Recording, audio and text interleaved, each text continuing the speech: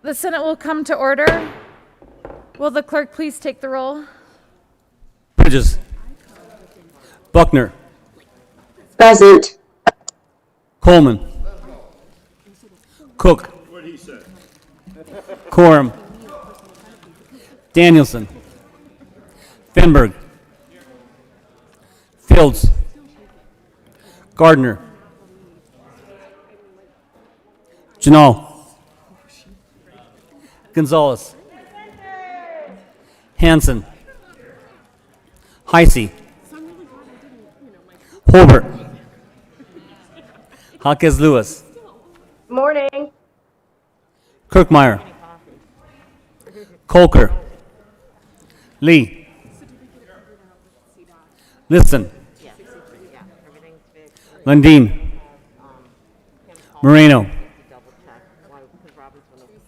Pedersen. Pedersen. Piola. Rankin. Rodriguez. Scott. Simpson. Smallwood. Sonnenberg. Story. Winter. Woodward. Senzinger. President Garcia. Excused. Madam President. Here. The morning roll call is 34 present, 0 absent, and 1 excused. We have a quorum. Senator Liston, will you please join us, lead us in the pledge?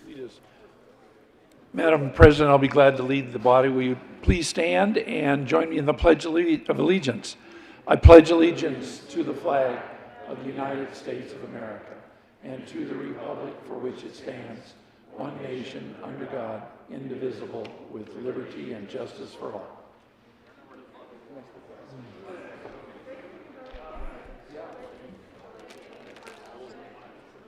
Approval of the journal, Senator Simpson. Thank you, Madam Chair. I move that the reading of the Journal of Wednesday, May 19th, 2021 be dispensed with and that the journal be approved as corrected by the Secretary. President. Sorry, Madam President. You've heard the motion. All those in favor say aye. All opposed, no. The ayes have it, and that motion is adopted. How about we add up the number of times chair or mister is said, and whoever says it last has to add the cumulative. So that'd be 1. Senate Services. May 20th, correctly printed. Senate Bills 279, 280, 281, 282, 283, correctly engrossed. Senate Bills 87, 259, 261, 262, correctly re-engrossed. Senate Bills 146, 158, 174, 180, 199, 229, 240, 241, 243, 248, 249, 253, 267, correctly re-revised. House Bills 1006, 1010, 1021, 1073, 1087, 1128, 1145, 1180, 1200, 1219, correctly enrolled. Senate Bill 119. Committee reports. May 19th, Committee on Health and Human Services of consideration of the merits. Committee recommends following House Bill 1068 be referred favorably to Committee on Appropriations. May 19th, Committee on Health and Human Services after consideration of the merits. Committee recommends following House Bill 1166 be referred favorably to Committee on Appropriations. May 19th, Committee on Health and Human Services after consideration of the merits. Committee recommends the following House Bill 1270 be referred favorably to Committee on Appropriations. May 19th, Committee on Health and Human Services after consideration of the merits. Committee recommends the following House Bill 1232 be amended as follows, so amended before the Committee on Appropriations with favorable recommendation. May 19th, Committee on Business, Labor, and Technology after consideration of the merits. Committee recommends the following House Bill 1239 be amended as follows, so amended before the Committee of the Whole with favorable recommendation. May 19th, Committee on Business, Labor, and Technology after consideration of the merits. Committee recommends the following Senate Bill 270 be referred to Committee of the Whole with favorable recommendation. Recommendation placed on consent calendar. May 19th, Committee on Judiciary after consideration of the merits. Committee recommends the following House Bill 1228 be referred favorably to the Committee on Appropriations. May 19th, Committee on Judiciary after consideration of the merits. Committee recommends the following Senate Bill 271 be amended as follows, so amended be referred to Committee on Appropriations with favorable recommendation. May 19th, Committee on Finance after consideration of the merits. Committee recommends the following House Bill 1150 be referred favorably to Committee on Appropriations. May 19th, Committee on Finance after consideration of the merits. Committee recommends the following House Bill 1214 be referred favorably to Committee on Appropriations. May 19th, Committee on Appropriations after consideration of the merits. Committee recommends the following House Bill 1071 be amended as follows, so amended be referred to Committee on Appropriations with favorable recommendation.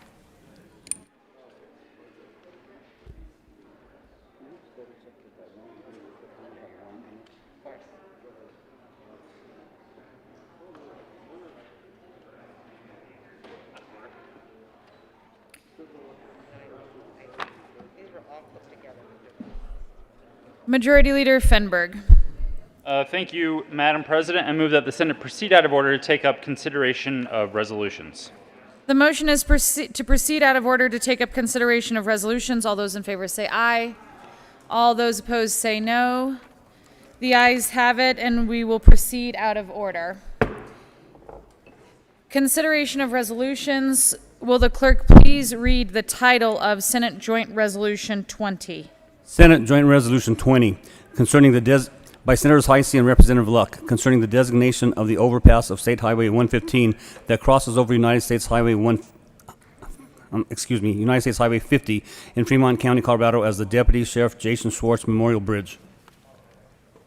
Senator Heisey. Thank you, Madam President. I move SJR 20 and request the resolution be read at length. Mr. Pineda, please read Senate Joint Resolution 20 at length. Senate Joint Resolution 20 by Senator Heisey and Representative Luck concerning the designation of the overpass of State Highway 115 that crosses over United States Highway 50 in Fremont County, Colorado as the Deputy Sheriff Jason Schwartz Memorial Bridge. Whereas Fremont County Deputy Sheriff Jason Schwartz was shot and killed in the line of duty on September 28, 2001, and whereas Deputy Sheriff Schwartz was murdered while transporting two arrestees to jail, and whereas while being transported in the back of Deputy Sheriff Schwartz's patrol car, one of the two arrestees, who was in possession of two handguns and a makeshift handcuff key, was able to free himself, and whereas the men shot Deputy Sheriff Schwartz 4 times through a gap in the patrol car's cage, then pulled his body from the vehicle and shot him 8 more times before fleeing. And whereas in the terrorizing hours that followed, the arrestees went on to engage local law enforcement with active gunfire, wounding 3 of them.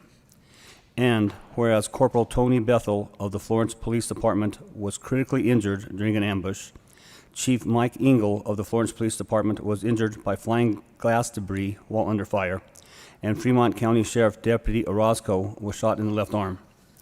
And whereas following an intensive manhunt, the killers were apprehended and subsequently sentenced to life in prison. And whereas Deputy Sheriff Schwartz had served with the Fremont County Sheriff's Department for 1 year and had served in law enforcement for 4 years. And whereas at the time of the attack on Deputy Sheriff Schwartz, his patrol car was located under the overpass at State Highway 115 and United States Highway 50.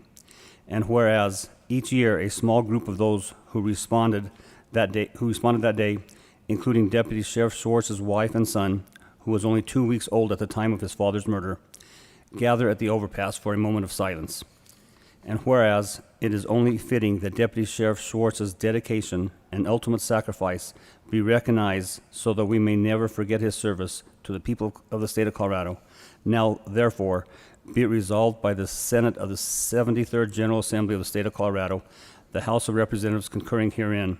1, that the overpass of State Highway 115 that crosses over United States Highway 50 in Fremont County, Colorado, be designated as the Deputy Sheriff Jason Schwartz Memorial Bridge. 2, that the Colorado Department of Transportation may accept and expend gifts, grants, and donations for the purposes of the initial placement of signs to mark the overpass of State Highway 115 that crosses over United States Highway 50 in Fremont County, Colorado, as the Deputy Sheriff Jason Schwartz Memorial Bridge. 3, that the Colorado Department of Transportation may explore a cooperative agreement with the Board of County Commissioners for Fremont County for the maintenance of the signs marking the Deputy Sheriff Jason Schwartz Memorial Bridge.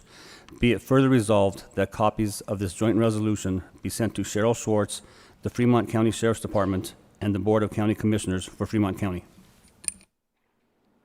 Is there any discussion? Senator Heisey. Thank you, Madam President. Members, please be seated. We are joined here today by friends and family of Deputy Schwartz. We have Cheryl Schwartz, widow. If you'd stand, please. Jason and J. Michael, our sons. We have a brother, Michael Schwartz.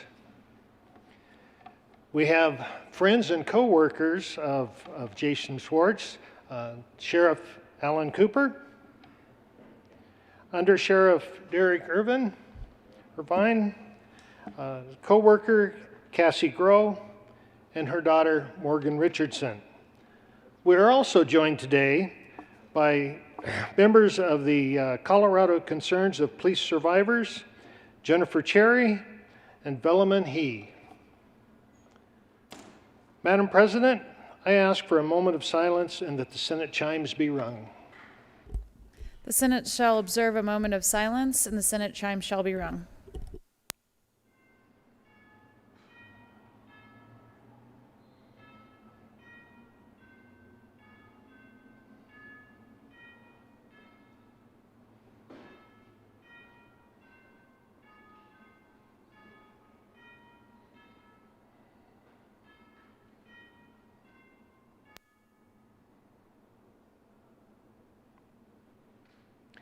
Thank you. Just to remind everyone that, as has happened for the past 20 years, there will be a small ceremony on September 28th, 8:30 p.m. at the site. Thank you, Madam President. The motion is the adoption of Senate Joint Resolution 20. Are there any no votes? With a vote of 34 ayes, 0 noes, 0 absent, and 1 excused, Senate Joint Resolution 20 is adopted. Co-sponsors, Senator Heisey. Thank you, Madam President. I ask that the morning roll call be added as co-sponsors. Without objection, the current roll call will be added as co-sponsors to Senate Joint Resolution 20. The Senate will stand in a brief recess to greet our guests.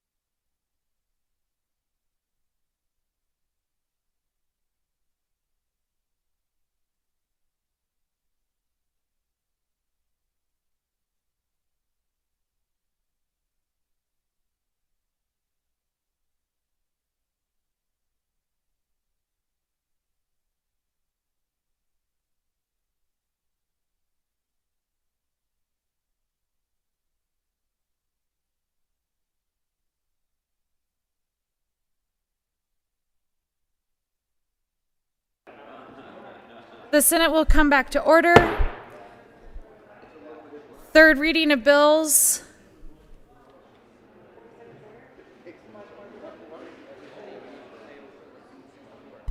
Mr. Panetta, please read. Majority Leader Fenberg?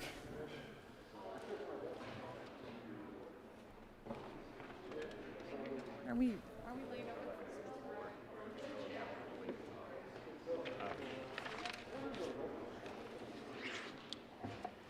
What day is Monday? Majority Leader Fenberg. Thank you, Madam President. I move House Bill 1164 lay over until Monday, May 24th. The motion before the body is to lay over House Bill 1164 until Monday, May 24th. All those in favor say aye. Aye. Those opposed, no. The ayes have it, and House Bill 1164 will be laid over until May 24th. Mr. Panetta, please read the title to Senate Bill 262. Senate Bill 262 by Senators Enzinger and Gardner, Representative Burden McKean, concerning transparency for special districts. Senator Gardner. Thank you, Madam President.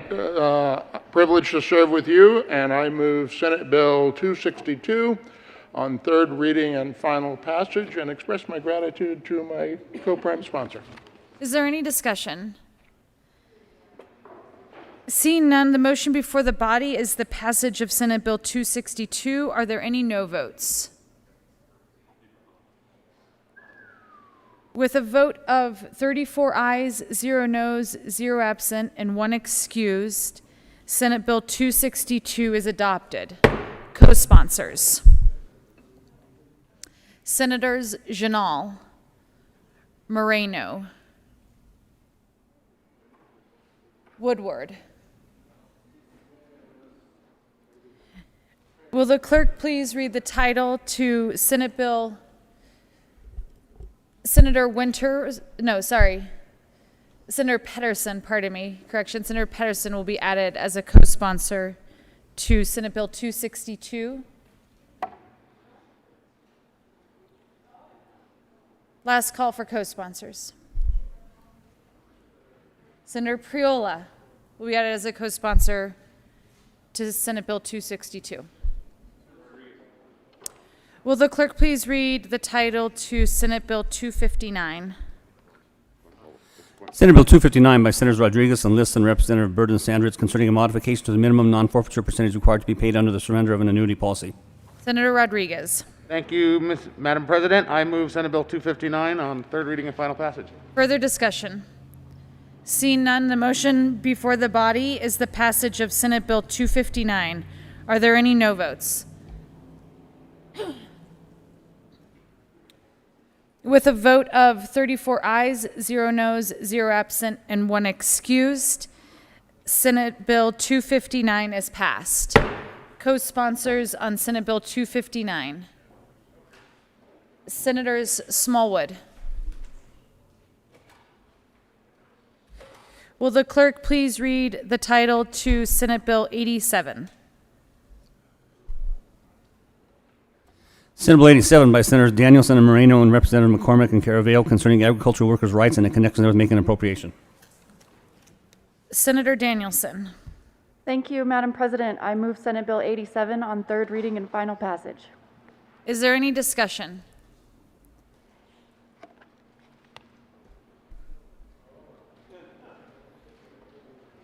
Senator Sonnenberg. Thank you, Madam President. Members, we had a good discussion yesterday and we made some progress. But I want to relate thoughts from the ag community, specifically those people that I interact with on a regular basis. You know, agriculture isn't like any other business. If we pass rules and regulations to make it more difficult for us to do business here, I can't just pick up my farm or my ranch and move to another state to do business. You indeed have a captive audience. Couple of concerns that I still have on this bill is if an employee complained to an employer about adverse action, how broadly can that be construed? An employee a farmer may have that you put in a tractor with air conditioning, Bluetooth, auto steer, and a seat that costs more than my first car. And then when that work is done, you ask that employee to sweep out the shop or to get a shovel and dig down for a leaky line. Can they file a complaint? Is that an adverse action because that's not what they normally do? And if so, does the $10,000 fine go to work there? The 90-day window that's included in the bill? You know, we tried to run amendments yesterday that would have allowed it to follow the same process as we do in any other labor issues with through a process rather than go directly to district court. That was rejected, and that's a problem. An employer, a farmer, should not have to lawyer up, especially when you have a broad interpretation of what an adverse action may be.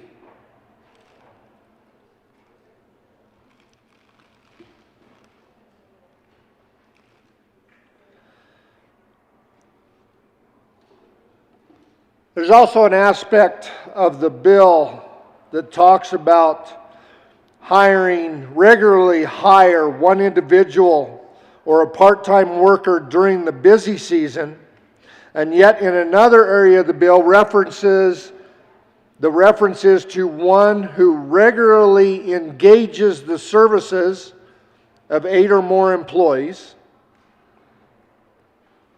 The statute changes are complex and confusing, and would certainly expose an unaware single employee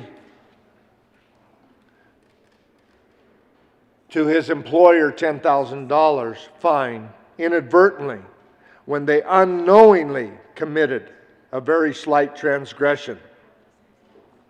There is not a definition for the word regularly, and consequently, it is once again left to interpretation. For those of us that have had foreign exchange students, and those students wanted to learn about farming, are they counted?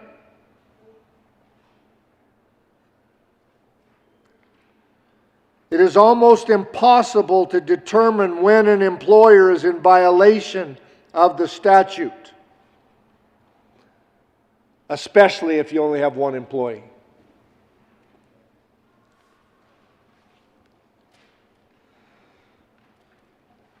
What about family? An individual employed by the individual's parent or spouse seemed like a very narrow definition for large families, and this provision does not define what an employer's immediate family consists of. To several farmers, the lack of clear definition excludes a nephew or a niece that may want to come back to the farm and help and learn.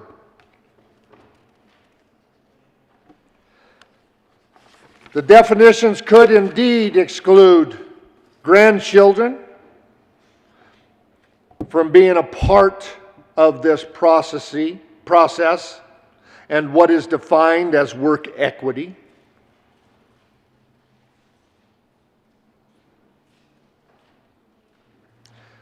I'm hoping the House will indeed have those discussions. Individuals who use the federal H-2A program have very little legitimate concerns that failing to exclude federal guest workers programs from Senate Bill 87 could jeopardize a Colorado employer's use of this legitimate program. We tried to help with that yesterday.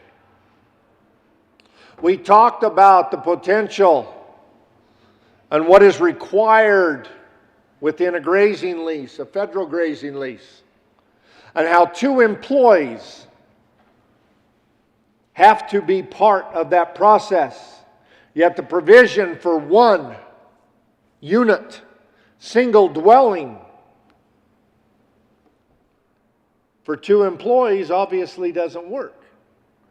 So you can either violate the law or your federal partners that you have leased with by only going with 1 employee and therefore lose your lease, or have the 2 single unit homes or mobile homes and violate the federal law or violate state law and pay $10,000 a day or $10,000.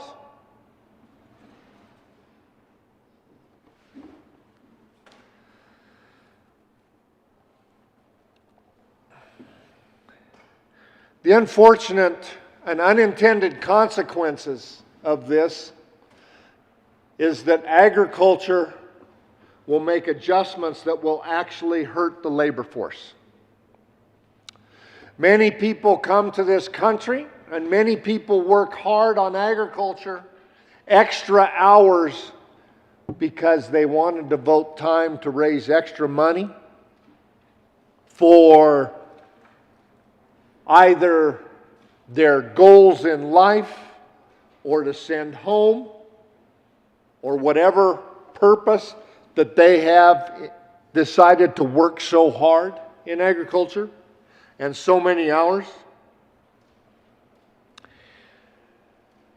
What will happen is agriculture will adjust to whatever the new rules are. And instead of these employees making $40,000 to $60,000 a year, they'll go to the minimum wage. And then we'll bring other employees in, so they'll make, what, $36,000? $30,000? I'm not sure how the minimum wage figures out at 40 hours. But rest assured that farmers will make adjustments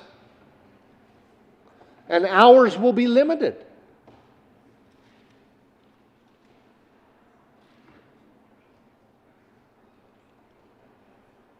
That doesn't benefit them or their families.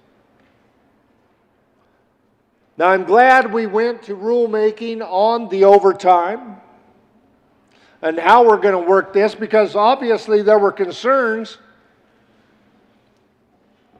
that are much different than a factory worker when it comes to 8 hours and then overtime, 40 hours and then overtime, weekends. I'm fortunate. My ranch runs where my cattle know that I take weekends off and they don't get fed on Saturday and Sunday. Senator, would you like to go into your next 10 minutes? Thank you, Madam President. Yes, I would. Obviously, I jest because our livestock indeed needs taken care of every day. And they mostly need taken care of when times are tough, when there's a blizzard out, when they're having difficulty lambing or calving. That's not an 8 to 5 job. And when someone was on the job from 8 to 5, you can't have someone else expected in hopes to show up at 5 o'clock for the next shift and have someone just walk off of that job at 5 because they've reached their 8 hours.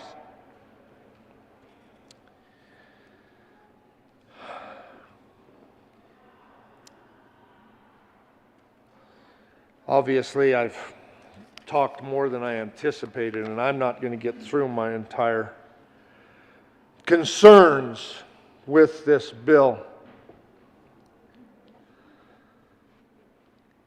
I do want to express one of the interesting things that actually brought a chuckle to many of my ag producers was the cool water requirement.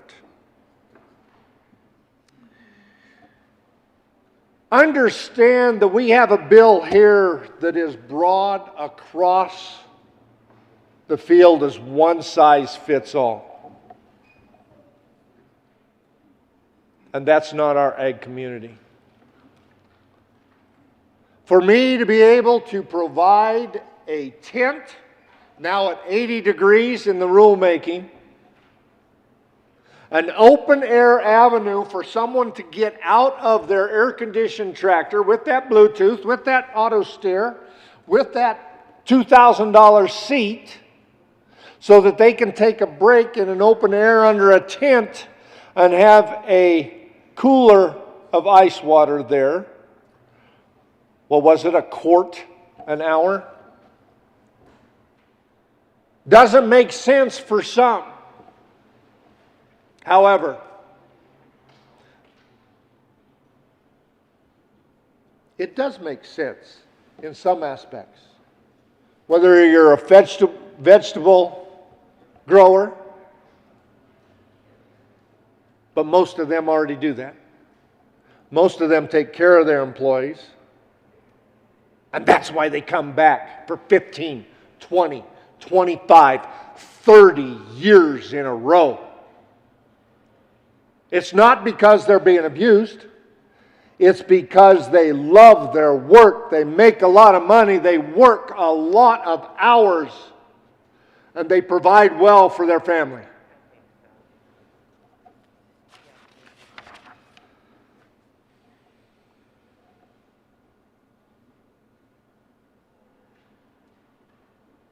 One of my biggest concerns, and I think it is a huge concern for all of agriculture, when we don't have a process in which to deal with labor complaints, and we go directly to district court and can be assessed $10,000 per incident. In my world, $10,000 is a lot of money.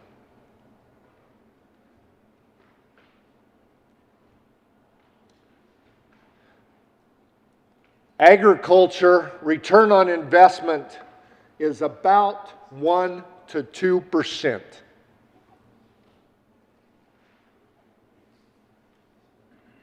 It's not very good. That line doesn't fit well. And the investments we make, both in infrastructure, both in equipment, and in our labor force, we take seriously. We want the same people year after year after year.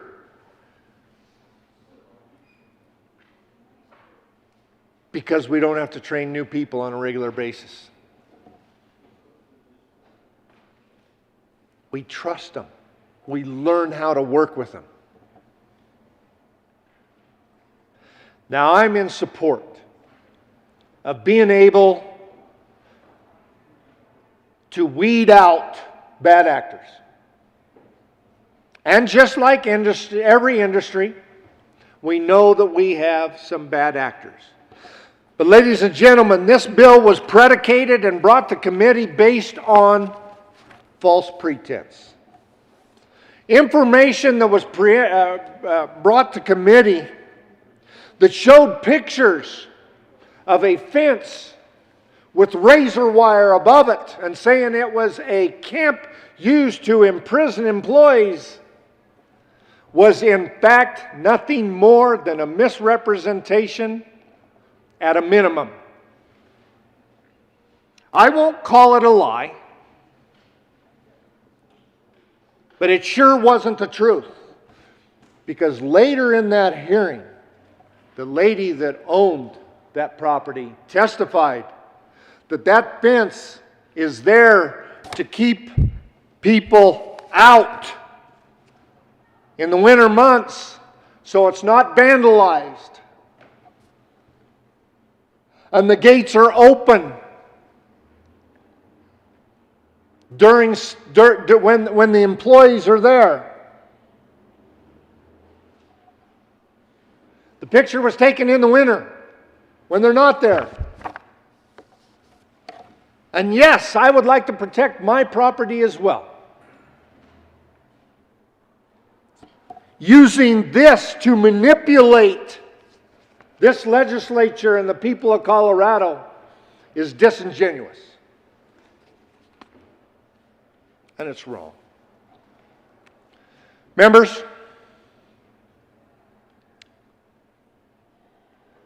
what we are doing here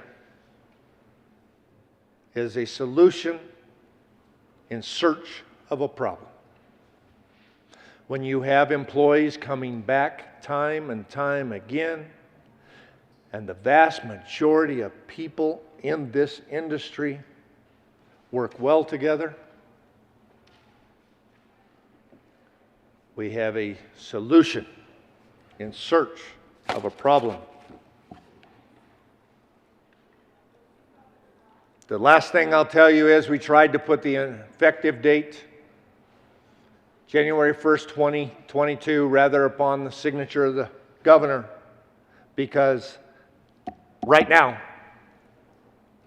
we have planned for our growing season, we have planned and budgeted, and to force agriculture to make those changes in midstream is frustrating. I'm asking you to be a part of making sure agriculture continues to thrive in this state. I'm asking you for a no vote on Senate Bill 87. Thank you, Madam President.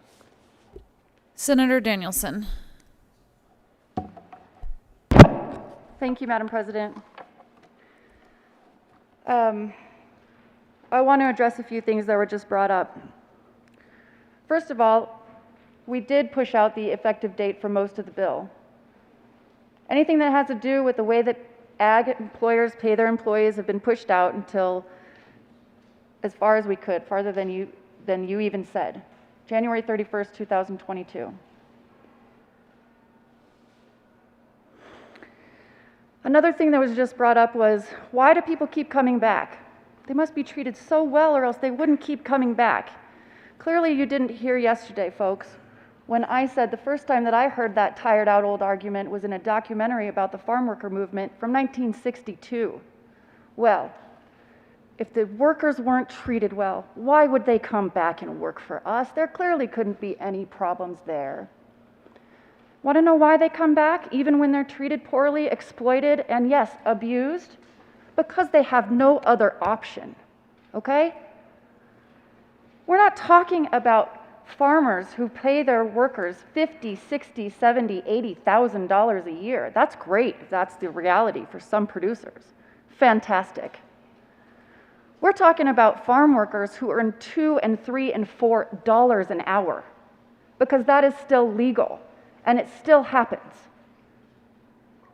A solution in search of a problem?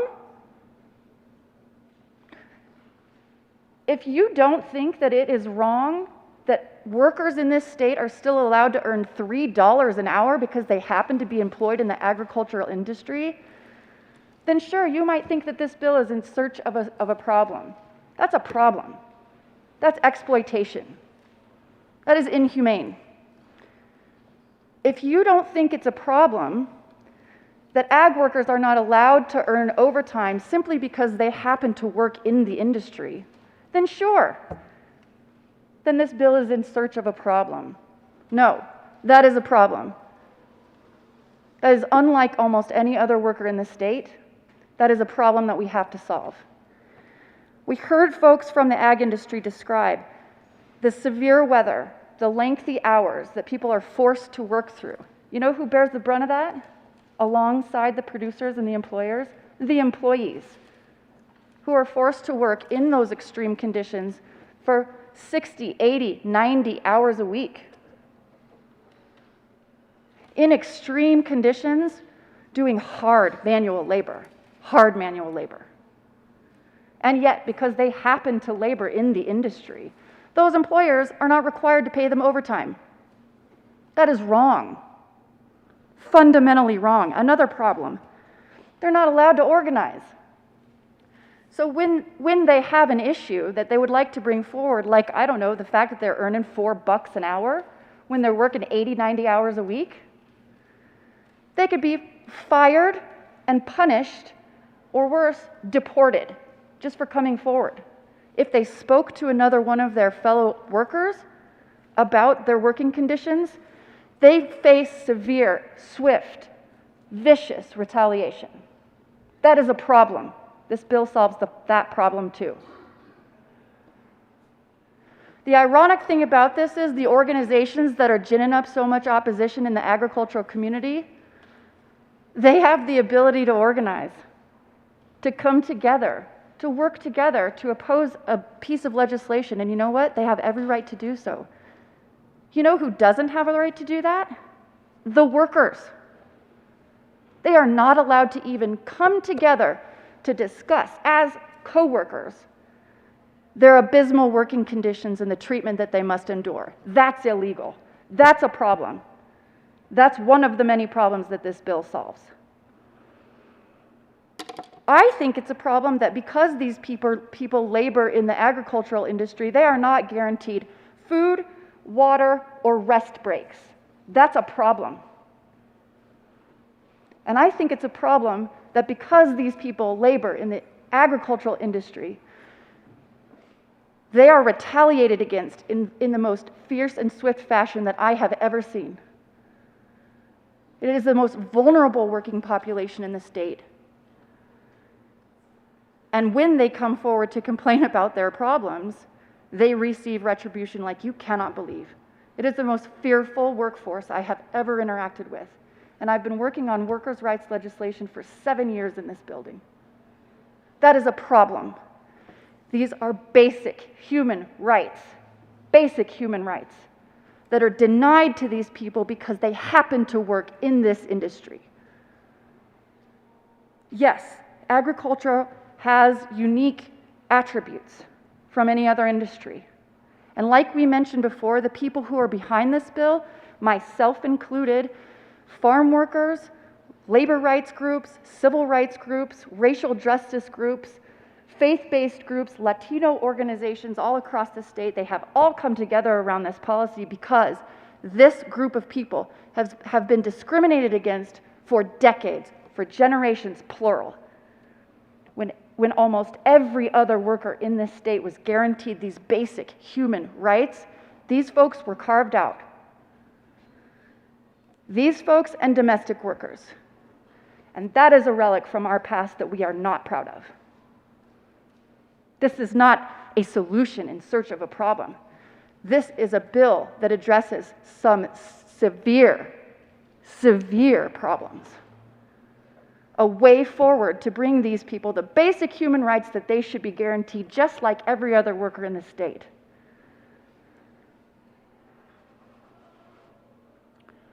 And contrary to what my colleague from Sterling just described, this isn't at all a one-size-fits-all bill. We have sent the very things that were mentioned before to the rulemaking process, and perhaps we need a refresher on how that works.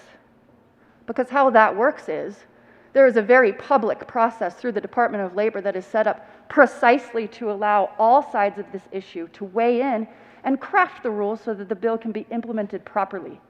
Guess who has a seat at the table? Employers. Guess who has a seat at the table? Employees. And they'll work it out.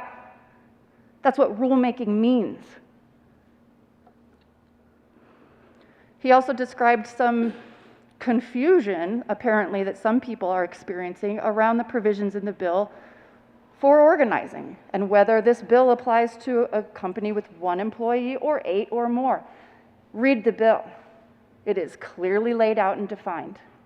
These rights that we are for the first time ever restoring to these people apply to all workers, regardless of the size of your company. So yes, my colleague from Sterling also said it would be really hard for us to move out of the state because we want to avoid the implications of the bill. So these employers are opposed to the bill because they don't want to pay the minimum wage, or they don't want to pay overtime. They don't want to guarantee rest breaks, food and water for folks who are toiling in the field in extreme heat. They're opposed to providing shade. Or are they opposed to giving these people the ability to work together to try and advocate for themselves?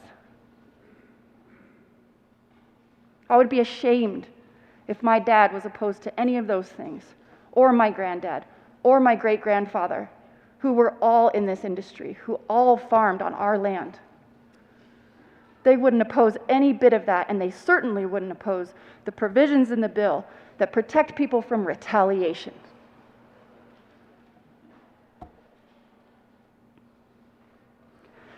Let's be clear.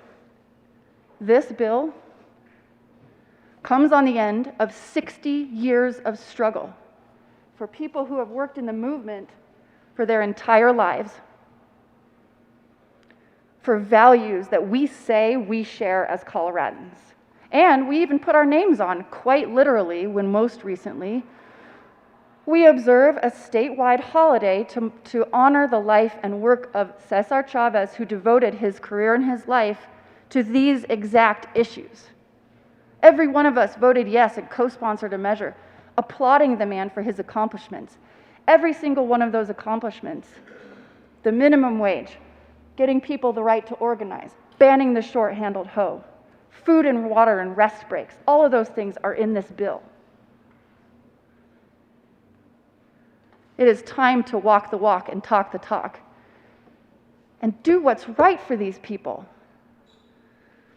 They put the food on our tables, day in and day out, quite literally, the basics of what all of our families depend on. And yet, Colorado condones the legal exploitation of this workforce. The legal exploitation of this workforce. It's despicable. And this bill is long overdue. And we wouldn't be an outlier. We would join states that are close to us in geographic proximity and in what they produce. We're not just talking about California. Colorado is far behind other states when it comes to workers' rights for ag. And what we're hearing from the workers themselves is that they're going elsewhere. Because states like Nebraska, Kansas, Texas, Arizona,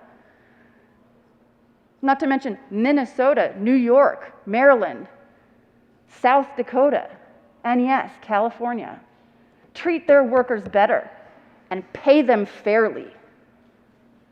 So if you want to keep this workforce that the ag industry employers depend on, we need to start protecting them.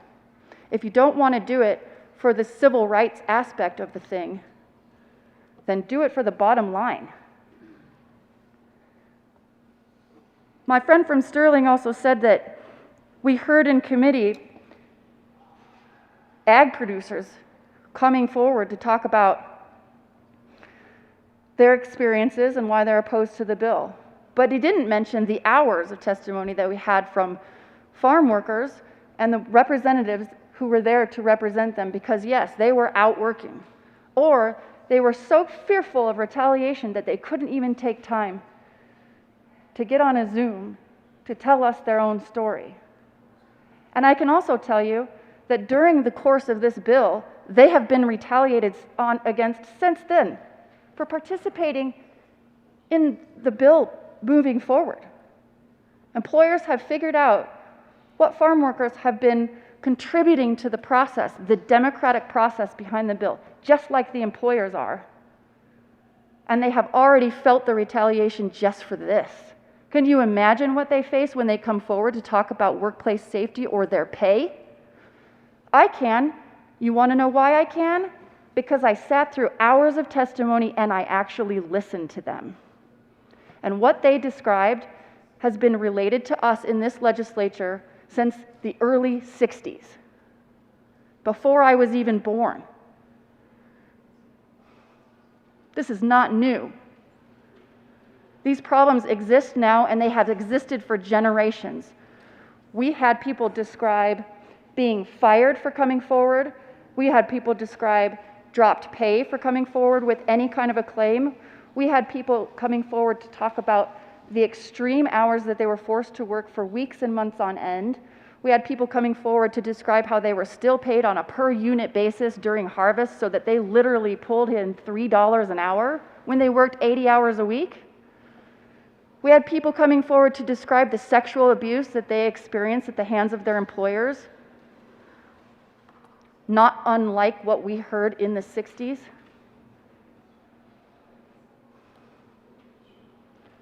I listened to those people. Yes, I spent the last 2 months listening to the business owners tell us why they can't implement this bill. And we made changes according to legitimate concerns in order to do what's right for the state, out of respect for the industry that my family was built on, and yours. However, do not diminish the problems that are caused currently for these people by the state of Colorado standing by and condoning this kind of legal exploitation. There are 50,000 people in the state of Colorado who work in the industry, and some of them are treated very well, and for that I'm grateful, okay? A lot of agricultural producers have wonderful relationships with their employees, open relationships where they can, happy relationships where they're treated well and paid fairly. I described all of that yesterday. It is an acknowledgement that we have made on the front end of this from day one. But likewise, the industry needs to acknowledge the treatment of the employees that they depend on. This is finally a step forward where we can, for once and for all, say these workers deserve the same basic human rights that almost every single other worker in the state has enjoyed for generations on end. If you are concerned about these claims being filed against you, that means that you're in violation of the provisions I just described. And yes, that will be up to a judge to decide if the claims are frivolous or valid. And then the judge will decide what the penalty should be. Again, very common in labor law.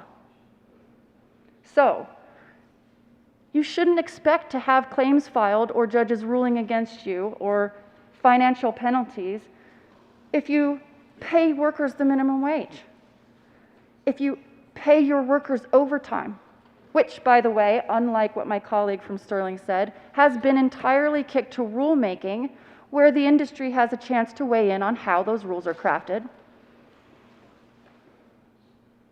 If you fire your employees for trying to organize, or, I don't know, join a union. If you don't do that, you won't have a claim filed against you. If you don't deny your workers food, water, rest breaks, shade, you won't get a claim filed against you. If you don't retaliate against your workers for coming forward with problems, penalize them, or fire them, deport them for trying to advocate for themselves, you won't face a claim.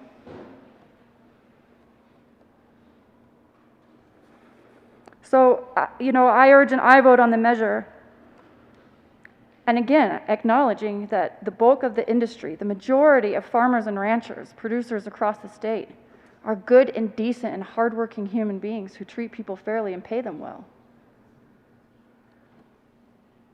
But for those of you who are not aware of the kind of exploitation that occurs and what it means to people and their families, it is real, it is severe, it's a problem. We should, as Coloradans, be extraordinarily ashamed of it, and we have a chance now to right that wrong and do what's right for civil justice, racial justice, and basic worker rights.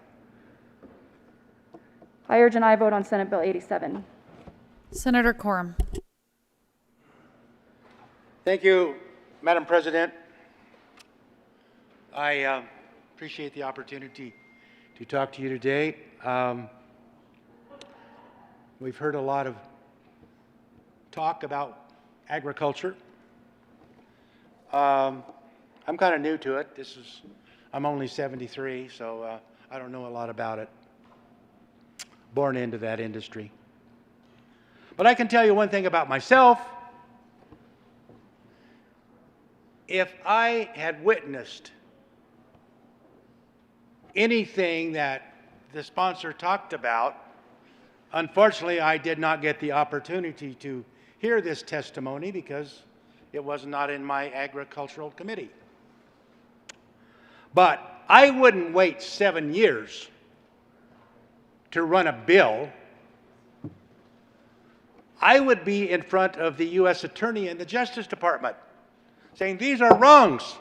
This needs to be corrected. And if you give me the names of those people that are abused, I'll take it to the attorney myself. But to disparage the name of good agricultural people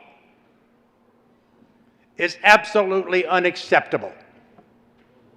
Let me take you back. You talk about 60 years. Let me take you back 73 years. A friend of mine, Martin Etchart.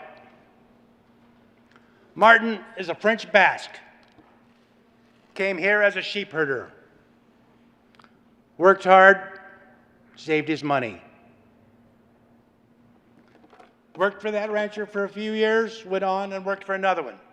By the way, he came here illegal on the Presario program at that time. But he worked for the next rancher. Worked there a few years. Today, his sons, because of the hard work of that man, are probably within the top 5 sheep producers in the state of Colorado, the largest ranchers in the state. They weren't abused. Frankly, I don't know anybody that's been abused. But I've only been around this for 73 years. To think about this bill, and we're talking 2 situations. We're talking H-2A. You have to apply for workers through H-2A. You sign a contract that you're going to furnish all these things, their food, their water, their housing. Most of them, their clothes is furnished. You pay for the expense of getting there. Most of the HUAs in my region are either coming from Mexico in the fields or Peru for the sheep ranches. But I've talked to sheep ranchers that have contracted with an employee, flown them in, took them to the mountain, go back 3 days later and they're gone. Because they have found another job. It was their ticket to America. So there's abuses on both sides here, folks. Don't think this is a one-way street. To think that I know anyone who would commit these infractions against these individuals, I cannot fathom. I can tell you, I've known a lot of ranchers and farmers. I've known a lot of their workers. And they're honored and respected. This sounds like we're taking them in, we're locking them in a compound, we take them to the fields, we have a gun and a whip, and we're keeping them there working. Could be nothing further from the truth. Absolutely not. Get off the sidewalk and go out into my country. Come and visit the farm. I'm going to invite you all. Come to Colorado, Western Colorado. I'll find a host family for you. You spend a week or two working with those very people. You will find that they are honored, they are respected, and yes, year after year, many of them return. Because the money's good. Now, these farmers didn't survive all these years by being stupid. So they will compensate, but their compensation will hurt the very people you're trying to help. I talked to a farmer the other day. I said, I'm not worried. I'm 68 years old. I'm going to take my land and plant houses on it. So there's your agricultural production going down the street. Talked to another one and he said, yeah, I'll adjust. I'll do what I have to do. He said, actually, I think I'm going to save money because I'm providing housing. I can rent that house right now for $2,000 a month. So, yeah, I'm going to comply with the law. Absolutely. Will not even argue about it. I'll pay it. But I'm going to adjust my way of doing business. The vehicle that I furnish for that person, 24 hours a day, the fuel, the insurance, the tires, the repairs, he brings his own vehicle to my place from now on. He drives my vehicle on the farm, doing farm business. He can take it to town if we need parts, but at the end of the day, it's parked back at my shop. So think about the unintended consequences that you are doing in our effort to so-called help these people. The solution is, if there are bad people, let's expose it. Let's bring them before the Justice Department. Give me the names, I'll turn them in. But how do you think it is going to help these people when we actually end up cutting their income by 1/3? It's not going to help. I'm disappointed that we didn't have an opportunity for this bill. I've had bills this year that's been assigned to 3 committees. I don't have a problem with it going to Business and Labor. I truly believe that Ag should have had the first crack at it. It's not uncommon for double and triple assignments. But the fact is, if we keep having hearings on this, we're going to expose the truth. And frankly, I think what we're hearing here today is mainly a sham.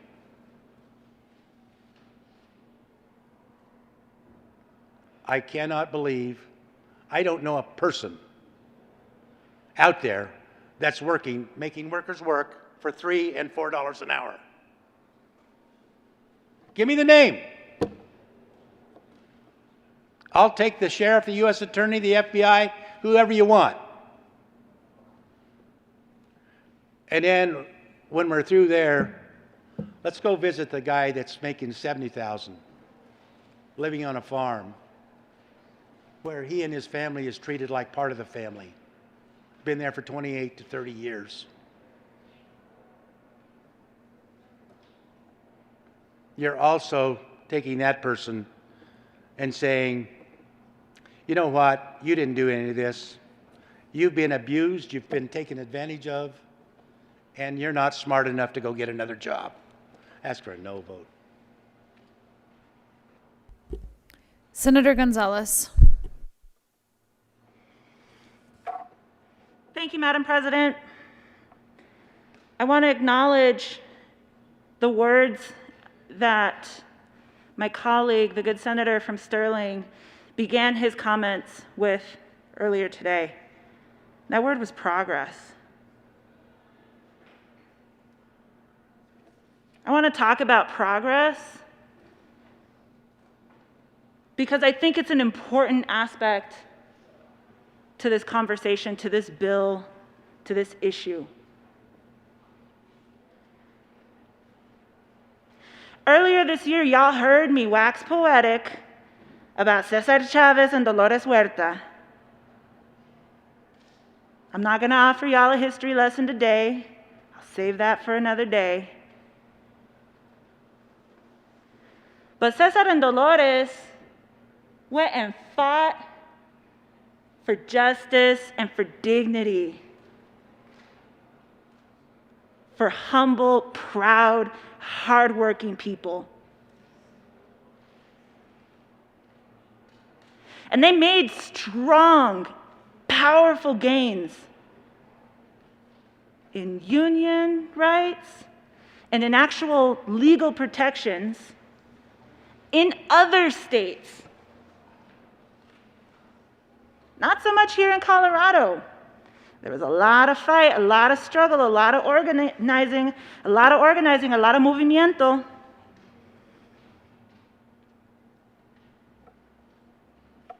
But all of that organizing resulted in a system that we have here in Colorado now that still lacks basic protections. So while I tip my hat, con todo respeto, to Cesar Chavez, to Dolores Huerta, I also want to acknowledge and lift up the folks here in Colorado who have been organizing for justice their entire lives. I want to acknowledge and lift up Jose Manuel Vaca and Lita Sierra Vaca, farm workers up in Weld County, who raised a strong family and taught their daughter about justice and about working towards doing what's right. Their daughter ended up being the first Chicana state senator ever elected to this body, Polly Baca. I have the honor of sitting in her desk on this floor.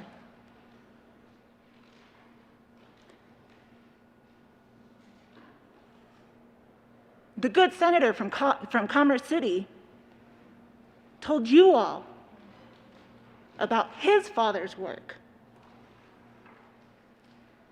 Proud, hard work in order to give himself and his family a better life. That's the work that farm workers do.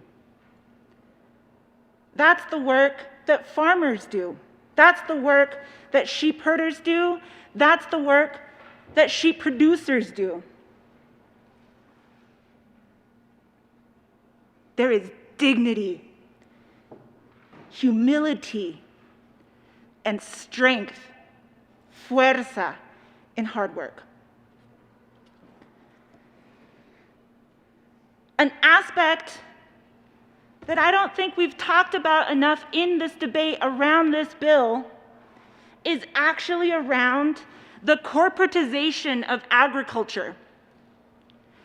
The ways in which our parents, our grandparents work whether they owned farms or ranches or whether they worked on farms or ranches, has transformed dramatically over the past 20, 30 years because we are seeing, just like in every other industry in this country and in this state, a corporatization and a separation, a deepening of the gap between the haves and the have-nots. If y'all are farm owners, if y'all are ranch owners, how many times have y'all felt the pressure to sell? To no longer go to your local butcher, but instead to go to the meat packing plant? If you're a farm worker, how many times have you felt the pressure to say, where can I get 50 cents more? Where can I get paid for a little bit better in order to make ends meet for my family and my children? The way in which you fight against corporatization of any industry, including the agricultural industry, is by giving people the ability to organize, to seek protection, to ensure dignity and respect. And that, my friends, is what Senate Bill 87 is built to do.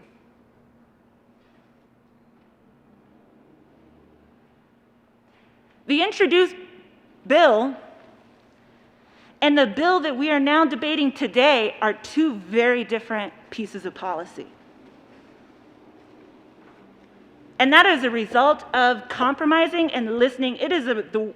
That is our work that we, 35 of us here, do in this body, is we listen to each other, we make compromise, and we move forward.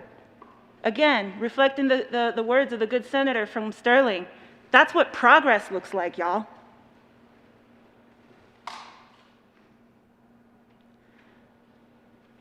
And so to everyone who has ever worked on a farm, worked on a ranch, owned a farm, owned a ranch, I hope that you see yourself reflected in this bill. Because we're talking about generations of work that lead us to this point. Senate Bill 87 is progress. It will give Coloradans who do hard, humble, proud, sometimes brutal work access to dignity, respect, and justice. Colleagues, I ask for an aye vote. Further discussion. Senator Simpson? Thank you, Madam President. The good senator from Denver inspired a couple of other thoughts for me to think about. What a motivating emotion fear is. I have like 1,000 correspondents from producers across the state who are fearful that the introduction and the implementation of this bill will actually drive us towards more corporatization. I mean, it just makes the family farm unit, from their perspective, incrementally harder. I think about, I've mentioned before, I'm the 4th generation of my family to farm and ranch in the San Luis Valley. So I own and operate my irrigated farm. My grandfather raised his family on 160 acres. 2 kids, got them all through, growed up. My dad, his place was 1,000 acres to raise his family on. Today I own 800 irrigated acres, and that 800-acre parcel isn't big enough to support and raise a family. That's why I have 2 other jobs. So that fear is such a motivating factor, and I appreciate the fear on the other end of the spectrum, what drove the legislation, and not just fear, but realities of how poorly some people are treated. I have such great admiration and appreciation for the sponsors, for the work they put into it, what they're trying to accomplish, I heard a reference last night in committee. You're truly trying to thread the proverbial needle, trying to find the right balance in this discussion. For me, the balance gets really challenging in how do you regulate an industry that's so diverse, so variable, from simple geography. We run cows at 10,000 foot of elevation. We have guys running cows and sheep and animals out on the plains. Thinking about the different crop types we grow here, whether we're growing chilies and melons and corn down the Arkansas Valley, or whether you're raising potatoes in the San Luis Valley, or fruit on the western slope, onions and other vegetables on the South Platte. All those crops require different inputs and different labor practices. I think about hay growers, which is what I do, and how my operation runs, and how do you utilize labor in that force. It's so different and varied across the state, which is, I think, what causes people, again, fear about the legislation as it's produced. Livestock growers, whether you're a cow-calf operation like we are, they take different kinds of finesses and nuances. Having an older herd is different than having 100 first calf heifers. A cow that's about 2 years old that's having her first calf requires a different set of finesse and nuances. The dairy industry, those guys, most of them are 24 hours a day, 365 days a year. So you're really challenged, again, trying to regulate an industry that has such diversity and such variability. There were still things in the bill. I so appreciate the sponsors, what I truly do believe, working with the industry and making concessions I know they didn't want to make, but they did. And I hope there's room for that continued discussion and concessions going forward.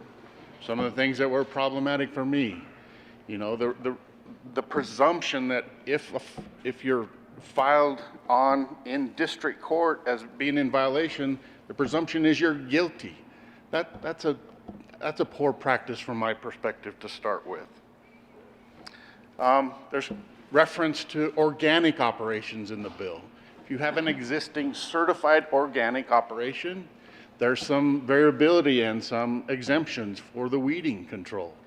I would really like to be able to include those operations that want to become organic. Right now, the bill doesn't allow that, at least for those prescribed practices that we use today. Maybe there's more, better, newer practices coming forward that will allow you to get your organic certification. Ironically, some of those include plastic liners. I don't want to see more plastic liners in my valley and trying to grow organic operations. Ultimately, this is about truly treating people with dignity and respect. And that's at the heart and soul of what I want to have happen and appreciate. I know that's what the sponsors want to have happen, and I can speak for the predominance of the quote agricultural industry. I think we want the same thing. Today I'm encouraging a no vote on Senate Bill 87 and hope there is room for more discussion and compromise as the bill undoubtedly will move on to the Senate. Thank you, Madam President. Senator Rodriguez. Thank you, Madam President. I thank my colleagues for their speeches. I am not the elegant one in this chamber, but today is an important day. Excited to see this bill. I hear the discussions about the agriculture industry and why this didn't go to ag, and I got to hear it in the labor industry, in the labor committee, because to me this is a labor bill. I told you yesterday, my father was raised one of 9 in a small town, slept with his brothers and sisters on a floor that was dirt, had to go work farms, worked his way into the military, got the GI Bill, went to college, created a business, provided for himself, his kids, me and my sister. I consider myself very privileged for the opportunity I have, but I've always been ingrained, and the work he's done and instilled in me is to always look out for the little guy. I wage my policy on this. I don't look at things in senses of race, but as senses of class, and trying to find opportunity in a little bit of grace for the work we do, and that's why I support this bill. I hear my colleagues talk about, how well they take care of these people, and I don't doubt that. I know these people are happy to come here. Of course they come here to make good money.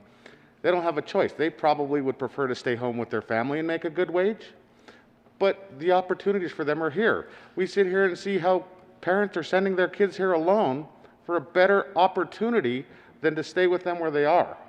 We take advantage of what we have here, and we need to remember that when we do this policy. And out of this, the fact that we have to bring people here to work to do work that we can't get people locally to do speaks abundantly how much we need policy like this to do. And we've lost touch of taking care of those that provide for us, which was last year during COVID. These people provided us. The jokes yesterday for bacon, lettuce, and tomato sandwiches. The memes floating around saying de nada for the people we're trying to take care of here for providing you those bacon, lettuce, and tomato sandwiches. I just appreciate the conversations, the work being done. This is the first chamber. This bill will be continued to be worked on. But at the end of the day, this is about people taking care and giving them basic human rights and an opportunity to provide for themselves. Or maybe someday they don't have to come here to work. And just reminding people how lucky we are here and what we need to provide. And my family came today just because I grew up in the movement of some of this work back in the day, and I just urge an aye vote and appreciate the conversations from both sides of the aisle. So thank you very much. Any further discussion? Senator Danielson. Thank you, Madam President. Thank you to my colleagues. I especially appreciate the good senator from Alamosa for setting the tone back where we were yesterday. And I hear those concerns. And to my friend from Montrose, this has also been expressed over the course of this process. We'll point out the bad actors, and I'll be part of taking care of the problem. Again, I appreciate the sentiment, but it also illustrates the need for the bill. The kind of exploitation that I've described, it's all currently legal. The people who are underpaying workers are allowed to. The people who are retaliating against these workers are allowed to. The people who are not paying overtime to these workers are allowed to. And that's the law. They can't. The people who are denying people food and water breaks, the people who are denying these people rest breaks, the people who are denying them shade, the people who are denying them access to critical services like medical care, food delivery, PPE, clothing deliveries, because those employees happen to live on their land. That's allowed.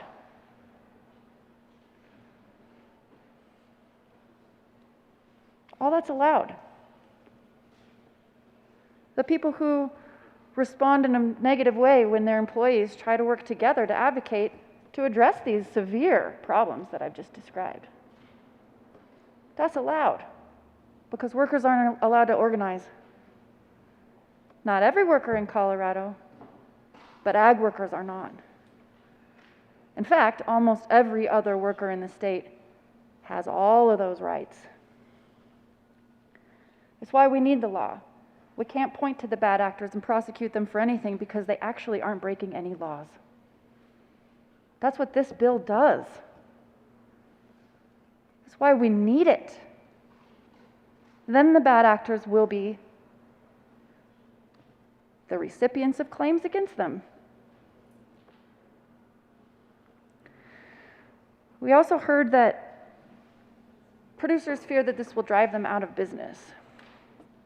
Well, I understand that fear. A lot of that fear has been the result of a lot of misinformation from the organizations that they belong to, quite frankly. That's another negative end of this whole process. Didn't want to dwell on it because there's no purpose for it, but it explains a lot. Producers across the state have been told some really terrible things about the bill that aren't true. I would be fearful too. What you can look to are the other states who have already done what we intend to do here. And look at the other states and see what has happened. It hasn't resulted in businesses closing up shop. It hasn't resulted in a loss of production. It hasn't resulted in a drop in competitiveness with other agricultural producing states. So I understand the fear, but it isn't based in the experience of other producing states that have done these things that we intend to do. I also understand the concerns around how diverse the agricultural industry is.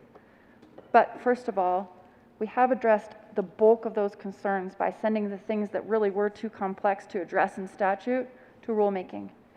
And that is everything from the overtime provision to the details on shade and heat protection, protection from extreme heat and water and rest breaks and the like. We went through that. Literally took me an hour and a half yesterday just to describe the compromises that we were willing to make on behalf of industry advocates. So that, by definition, the law doesn't have a one-size-fits-all approach and will account for each of these different attributes of the industry. But some of it is consistent across the board because, after all, what we're talking about are people, human beings who carry out this work.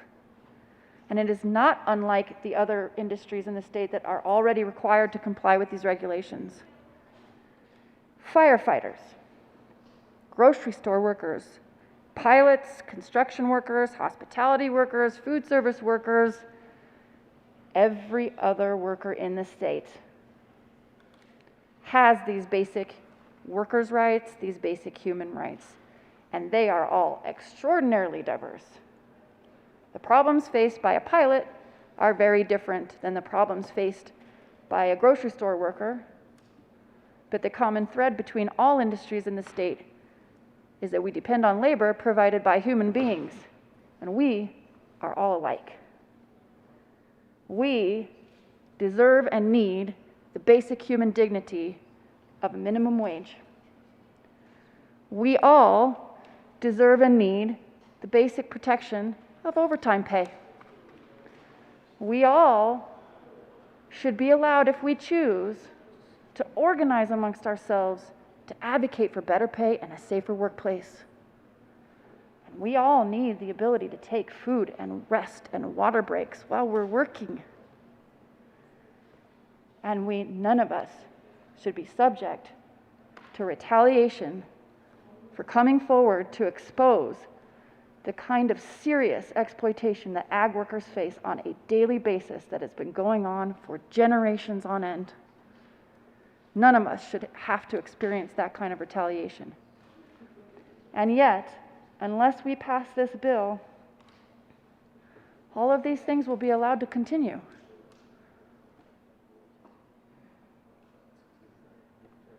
One unique aspect of the agricultural industry is that a lot of employees live on employer land. The problems faced by employees on employer-provided housing are real. But, according to the current law, things like preventing your employee from coming and going as they see fit, it happens. It's legal.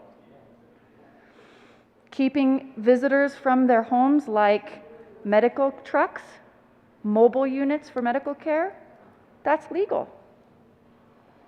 Keeping the delivery of critical services like medical care, clothing, and food, that's legal. We have to change the law in order to protect these people from that kind of abuse. Because while most people don't do it, a lot of people do. And we can't point to the bad actors because they technically aren't breaking any laws. We have to create them. We have to do this. It's overdue. It's the right thing to do. You have the power in front of you right now to end that kind of legal exploitation. So for the folks who have fought this battle for 60 years, I feel very lucky to stand here with you all today. It's been a privilege to be part of this effort. But we owe it to these workers and the movement to get something done today. So I urge an aye vote on Senate Bill 87, the Farm Worker Bill of Rights. Thanks. Senator Quorum. Thank you, Madam President. I'll be very brief. You know, we've had some great conversations here today, and my entire life I have stood up for the underdog. The bully was not allowed to bully in my presence. I have friends of every race, color, creed, sexual orientation, religion, and at some point in time, I have been very equal. I have offended them all. And I will continue to do so, because I think a friend can talk to friends. And we can have disagreements here, but in general, we're friends. But I'm sitting here listening to all this, and it became very concerning to me that if this is indeed happening, where is the Civil Rights Commission that we fund?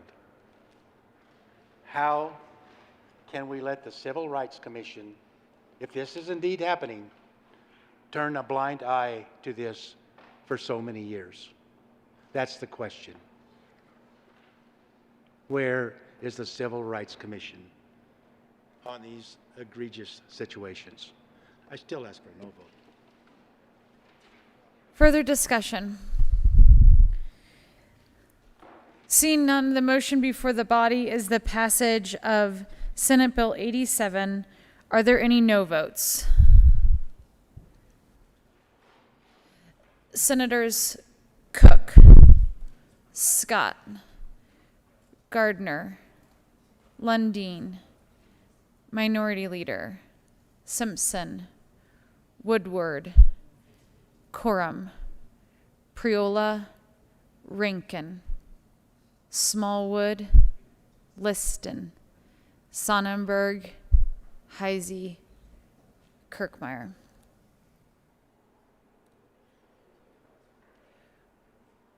With a vote of 19 ayes, 15 noes, 0 absent, and 1 excuse, Senate Bill 87 is passed. Co-sponsors on Senate Bill 87. Senators Winter, Gonzalez, Kolker, Story, Hawkes Lewis, Coleman, Hansen, Buckner, Rodriguez, Bridges, Pedersen. Will the clerk please read the title? Please add the majority leader as a co-sponsor to Senate Bill 87. Will the clerk please read the title to Senate Bill 261? Sorry, correction. Majority Leader Finberg. Thank you, Madam President. I move Senate Bill 261 lay over until after the general order second reading of bill's calendar. And the reason is because I think I found a mistake in one of the amendments yesterday. I just want to see if we need to fix it. But that's the reason, so hopefully we'll get to it. So, Madam President, I move Senate Bill 261 lay over to the bottom of the general order second reading of bill's calendar, or after the general order second reading of bill's calendar. The motion is to lay over Senate Bill 261 to after the general orders after the general order second reading calendar. All those in favor say aye. Opposed, no. The ayes have it, and Senate Bill 261 will lay over till after general order second reading of bills. General order second reading of bills consent calendar. Senator Bridges. Thank you, Madam President. I move the Senate resolve itself to the Committee of the Whole for the consideration of general orders, second reading of bills, consent calendar. You have heard the motion. All those in favor say aye. Opposed, no. The motion is adopted and the Senate will resolve itself into the Committee of the Whole for the consideration of general order reading, for the consideration of general orders, second reading of bills, consent calendar, and Senator Bridges will take the chair.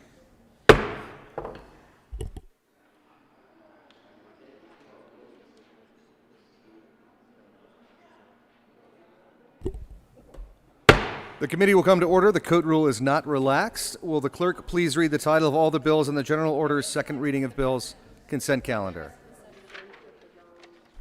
House Bill 1245 by Representative Sullivan and Senator Janal concerning the inclusion of on-track equipment and certain safety provisions that regulate railroad crossings. House Bill 1291 by Representative Van Winkle and Exum and Senators Winter and Priola concerning allowing an agent of an insurer to obtain certain branded titles for vehicles that have been declared a total loss. Senate Bill 263 by Senators Zenzinger and Smallwood, Representatives Verd and Van Winkle concerning the regulation of outdoor advertising. Mr. Majority Leader. Thank you, Mr. Chair. I move for the adoption of all the bills on the consent calendar, which includes House Bill 1245, House Bill 1291, and Senate Bill 263. Is there any discussion of any of the bills on the consent calendar? Seeing none, the question before us is the adoption of all the bills on the general order's second reading of bills consent calendar. All those in favor say aye. Aye. Opposed, no. Ayes have it. Those bills are adopted. Majority Leader Fenberg. Thank you, Mr. Chair. I move the committee rise and report. Motion is for the committee to rise and report. All those in favor say aye. Opposed, no. Ayes have it. Committee will rise and report.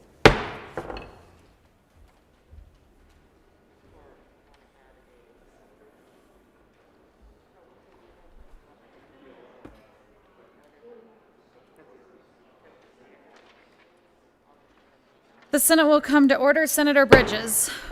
Thank you, Madam President. The committee has met and had a number of bills under consideration. Will the clerk please read the report? Madam President, your committee of the whole begs leave to report has had under consideration the following task bills being the second reading thereof and makes the following recommendations thereon. Senate Bill 263 passed on second reading ordering gross and place calendar for third reading and final passage. House Bills 1245 and 1291 passed on second reading ordering rise and place calendar for third reading and final passage.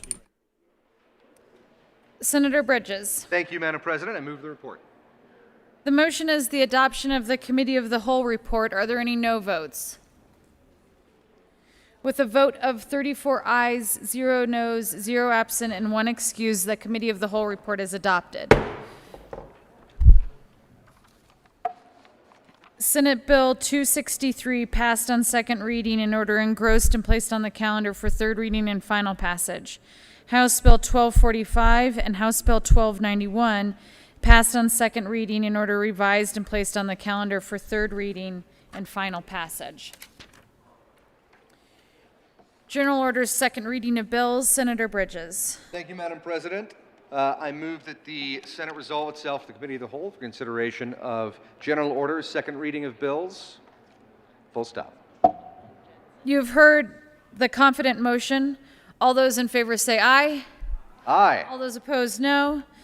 The motion is adopted and the Senate will resolve itself into the Committee of Whole for the consideration of General Orders second reading of bills, and Senator Bridges will take the chair.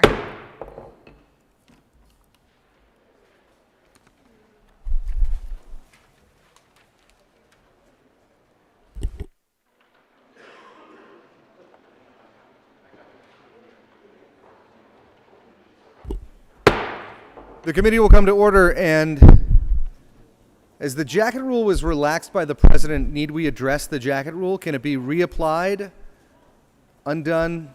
Whatever it is, relaxed for everybody in the chamber, everybody included.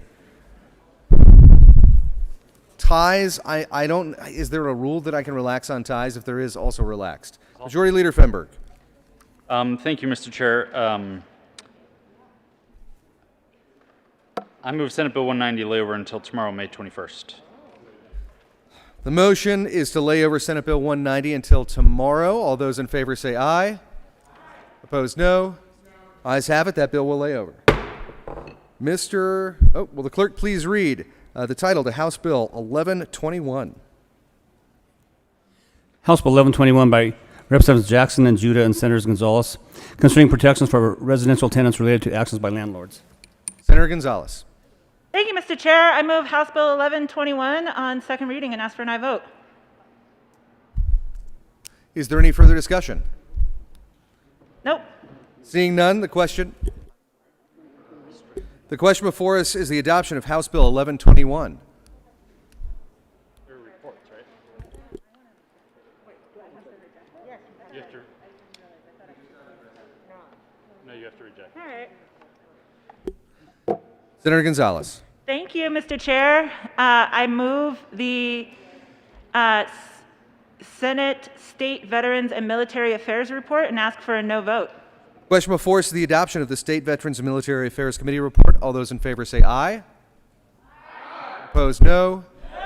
Noes have it. That report is lost. Is there any further discussion of House Bill 1121? Seeing none, the question before us is the adoption of House Bill 1121. All those in favor say aye. Opposed, no. Ayes have it. That bill is adopted. Will the clerk please read the title to Senate Bill 200? Senate Bill 200 by Senators Winter, Moreno, and Representative Jackson concerning measures to further environmental protections and in connection with adopting measures to reduce emissions of greenhouse gases and adopting protections for disproportionately impacted communities. Mr. Majority Leader. Thank you, Mr. Chair. I move Senate Bill 200 lay over until tomorrow, May 21st. The motion is to lay over Senate Bill 200 until tomorrow, which is May 21st. All those in favor say aye. Opposed, no. That resounding chorus of ayes wins the day, and that bill will lay over to tomorrow. Will the clerk please read the title to House Bill 1267? House Bill 1267 by Representatives Lantina and Larson and Senators Heisey and Story concerning a Board of County Commissioners optional delegation of the administrative duty to certify mill levies.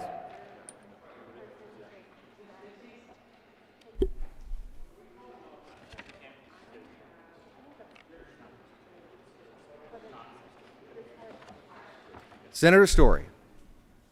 Thank you, Mr. Chair. I move House Bill 1267. To the bill. Thank you. Current law requires a Board of County Commissioners to certify by formal resolution all mill levies adopted by schools, special districts, and other underlying taxing authorities of the county. Certification by resolution requires county staff to individually verify and compile all mill levy submissions, sometimes hundreds of them, and prepare and present a resolution to the Board of County Commissioners and hold a public hearing. In this process, Board of County Commissioners only play a ministerial role. County Commissioners have no discretionary authority over mill levies and cannot modify nor deny them. They must certify them as submitted by special districts. A primary challenge for some counties and their staff has been the time between the statutory deadlines for taxing authorities to submit their mill levies to the commissioners and for the commissioners to certify those mill levies to the assessor in 5 days or less. And during the public hearing in this 5-day period, there is no authority granted to the Board of County Commissioners to address any action offered by the public during the hearing. SB 1267 offers the Board of County Commissioners the option to authorize these mill levies by written approval rather than by formal hearing, and to delegate the certification process to staff or other authorized parties. There is no opposition among the Colorado Municipal League, Special Districts Association, the County Assessors Association, the County Treasurer and Public Trustee Association, Colorado Association of School Boards, or other entities engaged in the mill levy certification process. The policy change creates an efficiency option for county government and delivers on the local flexibility principle that is often called for in Colorado. Thank you, colleagues. I urge an aye vote on Senate Bill 1267. Senator Heisey. Thank you, Mr. Chair. My co-sponsor has done an excellent job of framing this. I would just like to make one point where she mentioned that this is a ministerial action and the commissioners have no ability to change any of the numbers. That is a settled point in a court of law. Urge an aye vote.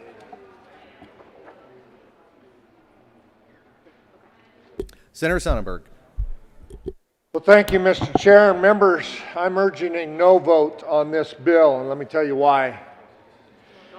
The county commissioners are actually trying to get out of their constitutional authority and their constitutional requirement they are sworn to follow the Constitution. Why is this important? Because we've seen it happen more and more over the last 3 years where county commissioners have actually confirmed illegal tax assessments, illegal tax structures. Now, What they said is true. County commissioners don't have the ability to change the numbers. That's correct. Nor should they have that ability. What they do have the ability to do is to have their staff make sure that they're following the Constitution and not approving an assessment that is in violation with the Constitution. And that's fairly simple to do. If your assessment was a $500,000 last year and you raise it to $1 million this year, without a vote of the people, yeah, that's kind of unconstitutional.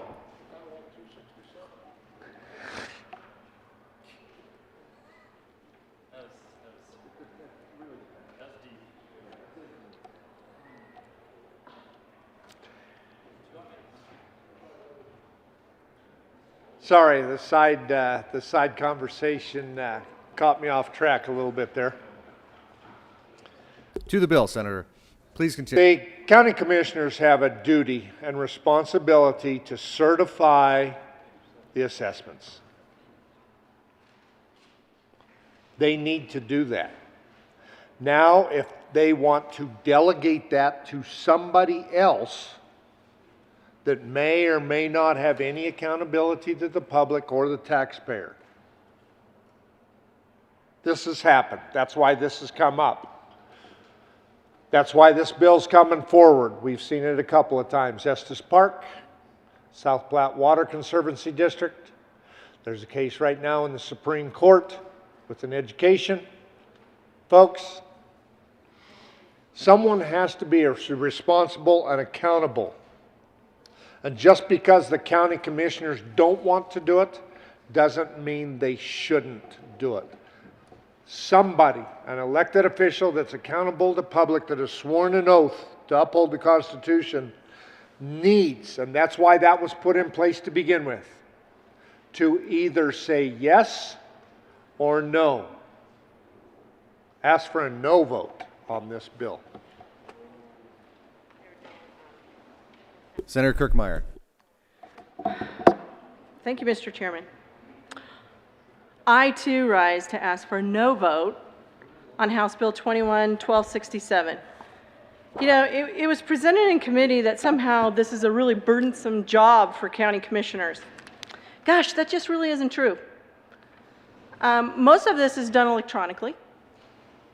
It has to go through the assessor's office, who has a responsibility to check to ensure that any municipality, district, special district, metro district, even the county, has not and is not trying to increase their mill levy in an unconstitutional manner. It is the duty of the assessor to flag, if there's a problem, to flag any mill levy by any special district, metro district, municipality, or the county even, to flag it for the Board of County Commissioners, to let them know that the mill levy increase does not meet the constitutional provisions under Tabor, or the statutory provisions of the 5.5 increase, 5.5% increase. That's in statute. And then the good senator from Sterling is correct. It is the Board of County Commissioners' responsibility, it is their duty to certify or not certify the mill levy. The good senator from Jefferson County, let me just find it here. Good senator from Evergreen is correct. Board of County Commissioners do not have the authority to change anyone's mill levy. They don't have that authority, except for the counties. They do have the requirement to ensure that before they certify that the special district, the metro district, the municipalities are following the Constitution and are following state law. If they find If it was been flagged by the assessor that they are not doing that, for example, school district trying to increase their mill levy without going to a vote of the people, and it gets flagged by the assessor, the county commissioners have a duty to not certify. The certification that the board does is a requirement so that the treasurer knows what the mill levy is that needs to be, and the assessor that needs to be assessed so that they can send out tax notices. But if the county commissioners are notified that that mill levy is unconstitutional and that someone is trying to increase their mill levy, they have a duty to not certify that individual mill levy. What then occurs is that the previous mill levy that had been certified by the year before is what is carried out. It's what is still assessed and still the levy that they're taxed at. The problem that we are trying to fix here is, and I've had other names for this bill, I'm not going to mention them here at the podium, but the problem we're trying to fix here is this all has to be done by December 22nd. That's what's in statute. And what we're trying to fix is that just messes up some people's holiday schedules. Because, geez, all the large counties have to meet twice a week. So they already have meetings scheduled. And it's pretty easy to put on your public notice that you will be certifying mill levies. So public notice can be done in the appropriate amount of time. What also occurs is at this public meeting at the board is that the public has yet one more opportunity to ensure that their school district, their special district, their metro district, all of those taxes that are being levied on them, that maybe they missed the board budget meeting for any of those districts or their municipality, they have yet one more opportunity to ensure that their school district, their special district, their metro district, or their municipality isn't trying to slide one by on them and increase the mill levy without going to a vote. Every small county that's only required to meet twice a month, they all know this is coming. They all also know that at the end of the year, they know a bunch of contracts and other things are coming that they have to meet for. There's no reason they need to call a special meeting. There's none whatsoever. And the fact that some counties have, like in the case of Weld County, 300 or so metro districts, school districts, municipalities that they have to look at, it's all done with this computer. It's pretty amazing. The assessor can put it out pretty darn quick. Because it's not hard to tell when a vote occurred in November. They keep track of those things. Surprise! So the only thing we're trying to fix here with this bill is people's holiday schedules. I think, and I agree with the good senator from Logan County and from Sterling, that the commissioners should do their job. I ask for a no vote. Is there any further discussion? Senator Story. Thank you, Mr. Chair. I appreciate the comments that have been made, but the bottom line is that county commissioners have no discretionary authority over the mill levies and cannot modify nor deny them. They must certify them as submitted by the special districts.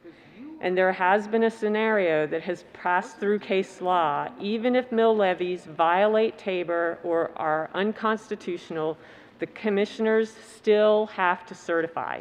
They cannot refuse to certify. They must do so. It is the responsibility of the taxing authorities to submit levies that comply with all applicable statutes. Only the districts can correct clerical errors. And as a fail-safe, if there is an error, the commissioners can certify last year's mill levies, but they must certify. Senator Heisey. Thank you, Mr. Chair. You know, you can think of the commissioners as the mayor, the city council, the town manager. They have lots of ministerial duties.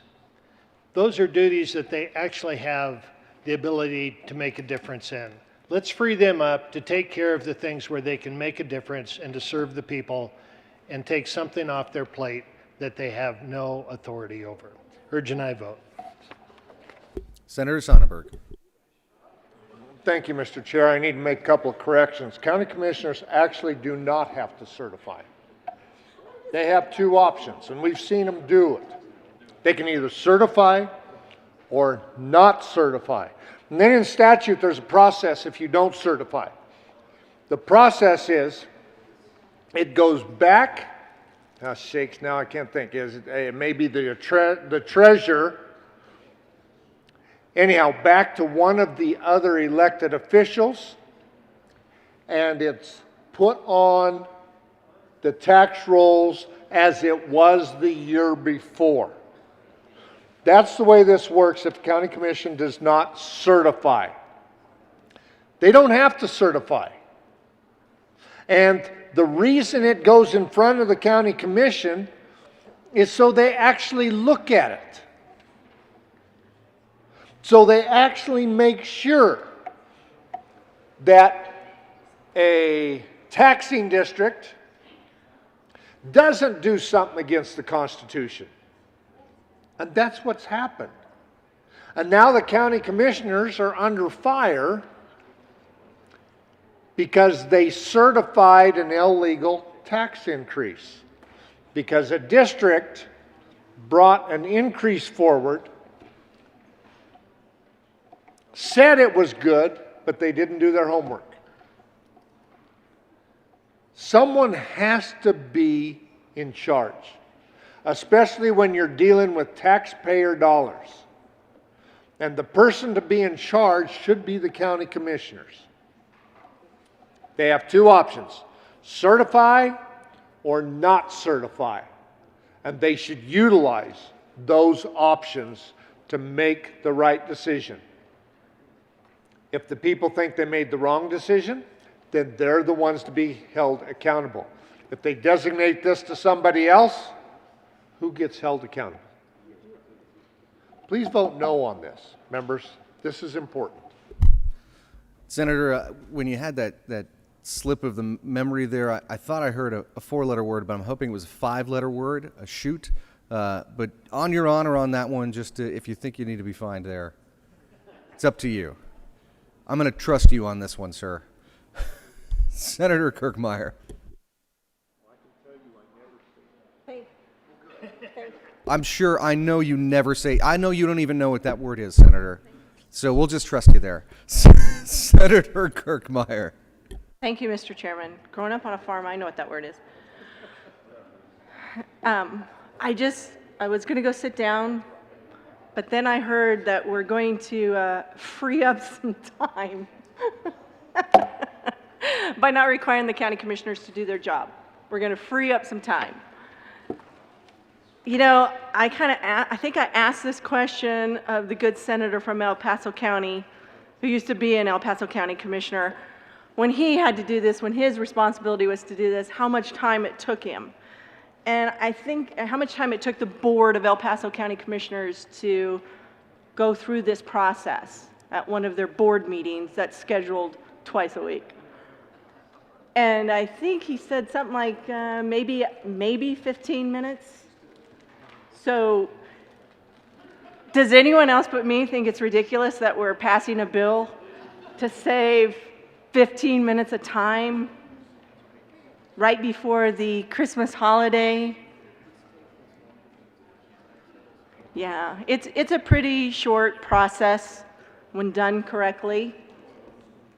But again, the public has the opportunity to participate in those board meetings, and they have an opportunity to ensure that their taxing districts are following through and being correct with the law. So I don't think it's a good suggestion that we pass this bill just so we free up some county commissioners' time when it's their responsibility to have those board meetings regardless. And it's their responsibility to do this. I still ask for a no vote. Is there any further discussion? Seeing none, the question before us is the adoption of House Bill 1267. All those in favor say aye. Aye. Opposed, no. No. The ayes have it. That bill is adopted. Mr. Majority Leader. Thank you, Mr. Chair. I move the committee rise and report. The motion is for the committee to rise and report. All those in favor say aye. Aye. Opposed, no. No. Ayes have it. Committee will rise and report.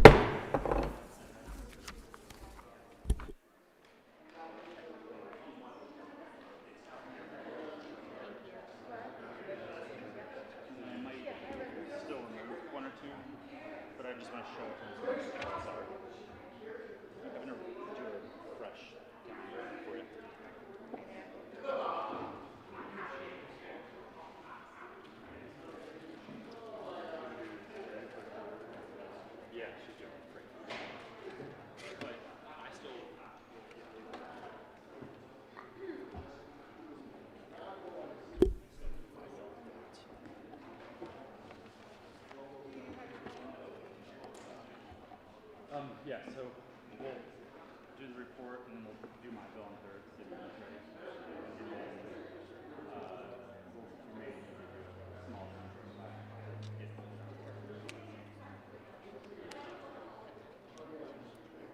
The Senate will come to order. Senator Bridges.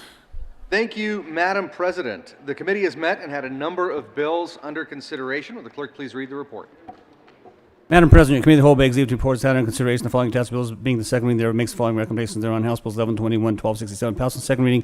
Order revised and placed on the calendar for third reading and final passage. Senate Bills 190 and 200 laid over until May 21st retained their place on the calendar. Senator Bridges. Thank you, Madam President. I move the report. The motion is the adoption of the committee of the whole report. Are there any no votes? With a vote of 34 ayes, 0 noes, 0 absent, and 1 excused, the committee of the whole report is adopted. House Bill 1121, House Bill 1267, passed on second reading in order revised and placed on the calendar for third reading and final passage. Senate Bill 90, Senate Bill 200 laid over until 5/21 and retaining their place on the calendar.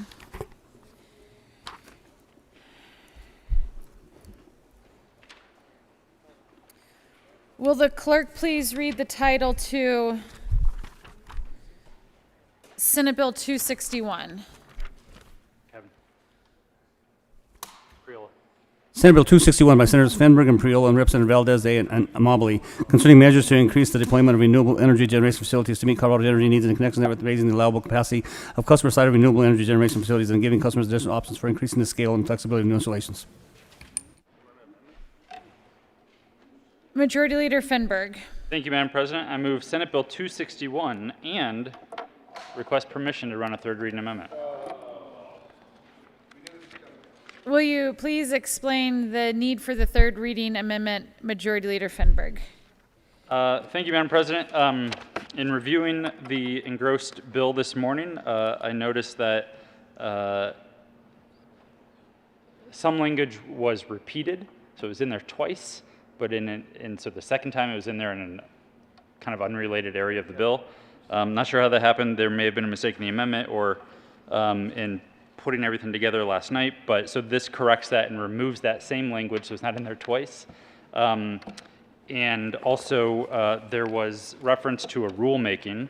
One amendment specified different language about the rulemaking, and then Part C refers to the exact same rulemaking but with slight variations. So we don't want them to do two rulemakings on the same topic, just one. So this strikes the second reference to a rulemaking. It's purely technical, does not change anything in the policy, and is just cleaning up the amendments we did yesterday. The question before the body is the Majority Leader's request for permission to offer a third reading amendment. All those in favor say aye. Aye. Opposed, no. The ayes have it and permission is granted. Will the clerk please read Amendment 17 to Senate Bill 261. Amendment L017 to Senate Bill 261. Majority Leader Finberg. Thank you, Madam President. I move L017. Is there any discussion? Seeing none, the motion before the body is the adoption of Amendment 17 to Senate Bill 261. Are there any no votes? With a vote of 34 ayes, 0 noes, 0 absent, and 1 excused, that amendment is adopted. To the bill, Senator Priola. Thank you, Madam Chair. Members, I move Senate Bill 261 on third reading and final passage. Is there further discussion? Senator Heisey. Thank you, Madam President. After the beating I just took, what have I got to lose? Let me come down and support a... Actually, yesterday when this bill came up in seconds, I started writing a list because I heard this bill in committee and I knew what I didn't like about it. So I started writing a list because I was going to come down and talk about what's wrong with this bill. And the longer the majority leader talked and made amendments, the more things I had to cross off that list I had. So I do want you to know, I am going to vote yes on this bill. He did take care of many, many issues. I can still stand here and make the case that those of us that don't have solar on our homes are subsidizing those that do. But where we are in this whole energy process is we are in an evolution. And part of the evolution has to do with getting generation closer to where it's being used. We have transmission problems. There's just any number of things that need to be dealt with as we go through this energy evolution. However, this does get dispersed generation, gets it closer to where it's being used, will help on the transmission side of things. And this is not the end of anything. I really would like to see the energy evolution continue as opposed to having an energy revolution, which I think some of the folks on the other side of the aisle would like to see. The problem with revolutions is there are winners and losers, and I'm afraid in an energy revolution, the losers are going to be the consumers. So I would urge you to support this bill as we continue to move forward. Thank you. Is there any further discussion? Senator Priola. Thank you, Madam President. So I guess from the statements from the good senator from, which part of the state? Fountain. The lobbying last summer worked when I gave him the tour of my 78 solar panels and explained some of the benefits. But members, this bill is really good because it will exponentially encourage the adoption of solar energy production in the state of Colorado. And especially with the amendments yesterday, it will also help hold harmless and whole investor-owns as well as co-ops, so the utilities will remain strong and a viable backup / general production for the rest of the population. Ask for an aye vote. Further discussion. Senator Quorum. Thank you, Madam President. You have no idea how it pains me to stand before you at this time. I was recently punished by the minority party and put on a committee that I did not want to be on. But the chief of staff had the negatives, so I agreed. But it was a very good committee. We had some great discussions. I still have not forgiven the senator from Douglas County for doing that to me, but and that includes both from Douglas County, just to clarify. But we had some great questions. I think we had a great committee hearing, and the majority leader came over and sat beside me, and I said to him, you know, if you get some amendments on here, I could be a yes. And to my gratitude to the majority leader. He did follow through, and I'm that old guy that don't really believe in contracts. Your word is your bond, and I told him that if he could get these amendments on, that I could support the bill, and he did so. So therefore, I am a yes, reversing my no vote on committee. Is there any further discussion? The motion before the body is the passage of Senate Bill 261. Are there any no votes? With a vote of no votes, Senator Sonnenberg will be recorded as a no vote. Minority Leader Holbert. Senators, that will be recorded as a no vote. Liston, Lundeen, Smallwood, Woodward, Kirkmeyer. With a vote of 27 ayes, 7 noes, 0 absent, and 1 excused, Senate Bill 261 is passed. Co-sponsors: Senators Bridges, Lee, Winter.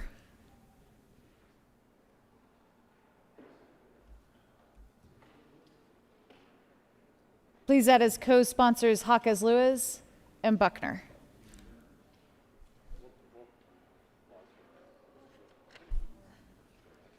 The Senate will stand in a brief recess.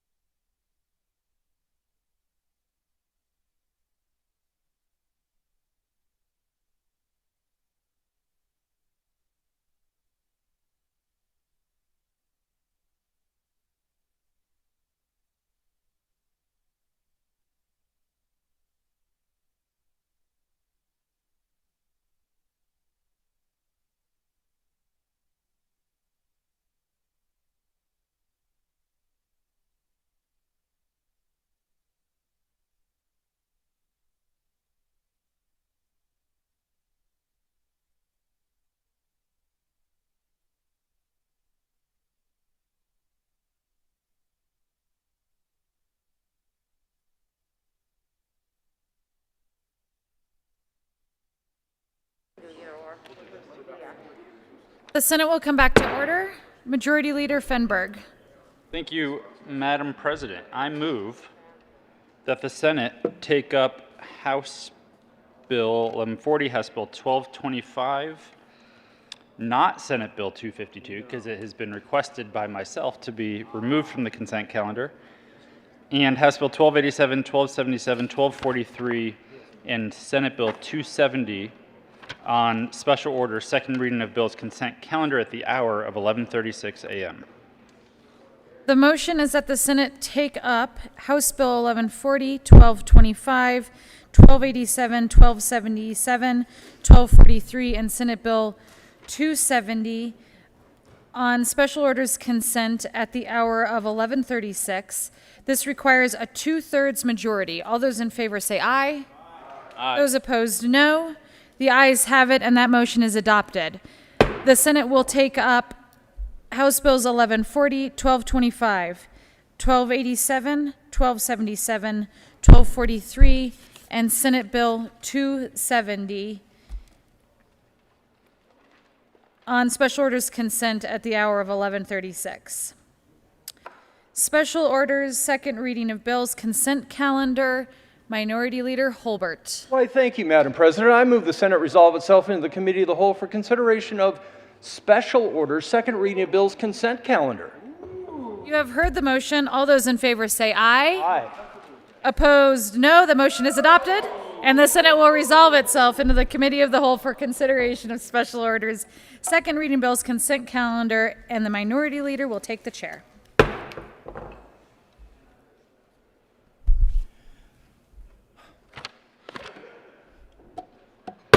The committee will come to order. The Colt rule is not relaxed. Will the clerk please read the title to all of the bills listed on the special order second reading of bills consent calendar?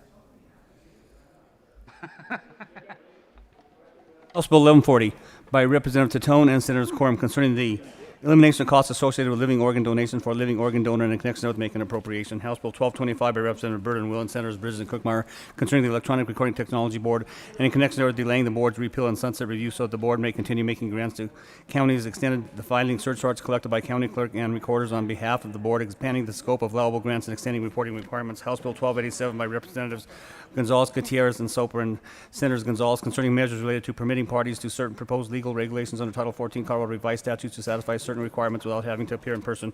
House Bill 1277 by Representative Valdez D. and Will and Senators List and Pedersen concerning definitions for reimbursement of final disposition expenses of eligible assistance recipients. House Bill 1243 by Representative Will and Valdez D. and Senators Donovan and Rankin concerning the establishment of funding for the program to reintroduce and manage gray wolves in the state from sources other than hunting and fishing license fees. Senate Bill 270 by Senators Bridges and Heisey concerning an increase in the alcoholic beverage production limits for a retail establishment licensed to produce alcoholic beverage on its premises. Majority Leader Fenberg. Thank you, Mr. Chair. I move for the adoption of all the bills on the special order second reading of bills consent calendar, which includes House Bill 1140, House Bill 1225, House Bill 1287, House Bill 1277, House Bill 1243, and Senate Bill 270. There being no committee reports, is there any discussion on any of the bills listed on the special order second reading of bills consent calendar? Seeing none, the question is the adoption of the bills listed on the special order second reading of bills consent calendar. All in favor say aye. Aye. Those opposed, no. The ayes have it, and the bills are adopted. Majority Leader Fenberg. Thank you, Mr. Chair. I move the committee to rise and report. The motion before the body is to rise and report. All in favor say aye. Aye. Those opposed, no. The ayes have it, and the committee will rise and report.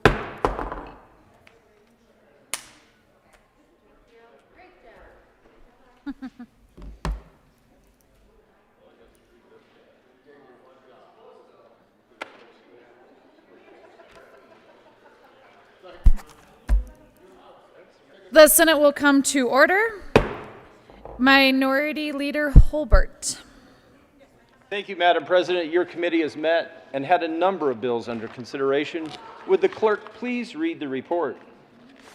Madam President, your committee of the whole begs leave to report having consideration of the following tax bills being second reading thereof makes the following recommendations thereon. Senate Bill 270, passed on second reading, ordering gross and placing the calendar for third reading and final passage. House Bills 1140, 1225, 1287, 1277, 1243, passed on second reading and order revised and placed in the calendar for third reading and final passage. Minority Leader Holbert. Thank you, Madam President. I move adoption of the report. The motion is the adoption of the Committee of the Whole report. Are there any no votes? With a vote of 34 ayes, 0 noes, 0 absent, and 1 excused, the Committee of the Whole report is adopted. Senate Bill 270 passed on second reading in order engrossed and placed on the calendar for third reading and final passage. House Bill 1140, 1225, 1287, 1277, 1243 passed on second reading in order revised and placed on the calendar for third reading and final passage.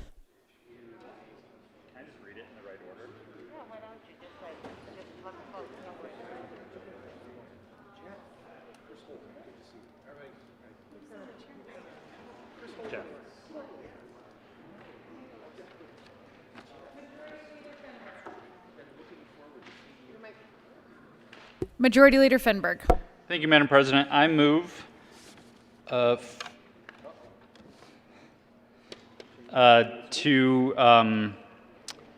move Senate Bill 242, House Bill 1274, House Bill 1239, House Bill 1028, House Bills 1050, 1109, and 1248, and Senate Bill 252 on special order second reading of bills at the hour of 11:42 a.m.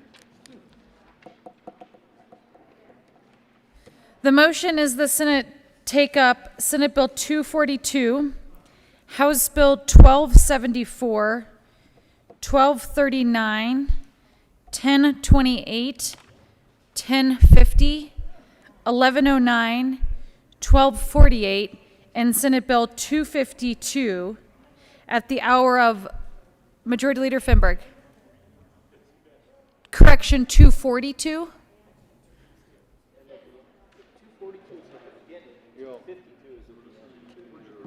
Correction, Senate Bill 242 and 252 at the hours of 11:42. This requires a 2/3 majority. All those in favor say aye. Opposed, no. The ayes have it, and that motion is adopted, and the Senate will take up. Do you want me to move it? It's fine. It doesn't matter. The chair can do it. The Senate will take up Senate Bill 242, House Bills 1274, 1239, 1028, 1050, 1109, 1248, and Senate Bill 252 on special orders at the hour of 11:42. Special orders, second reading of bills, Senator Bridges. Thank you, Madam President. I move the Senate resolve itself in Committee of the Whole for consideration of special orders, second reading of bills. You have heard the motion. All those in favor say aye. Aye. Opposed, no. The motion is adopted, and the Senate will resolve itself into the Committee of the Whole for consideration of the special orders, second reading of bills, and Senator Bridges will take the chair. Thank you, Madam President.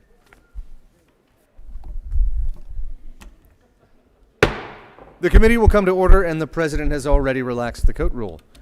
Will the clerk please read the title to Senate Bill 242?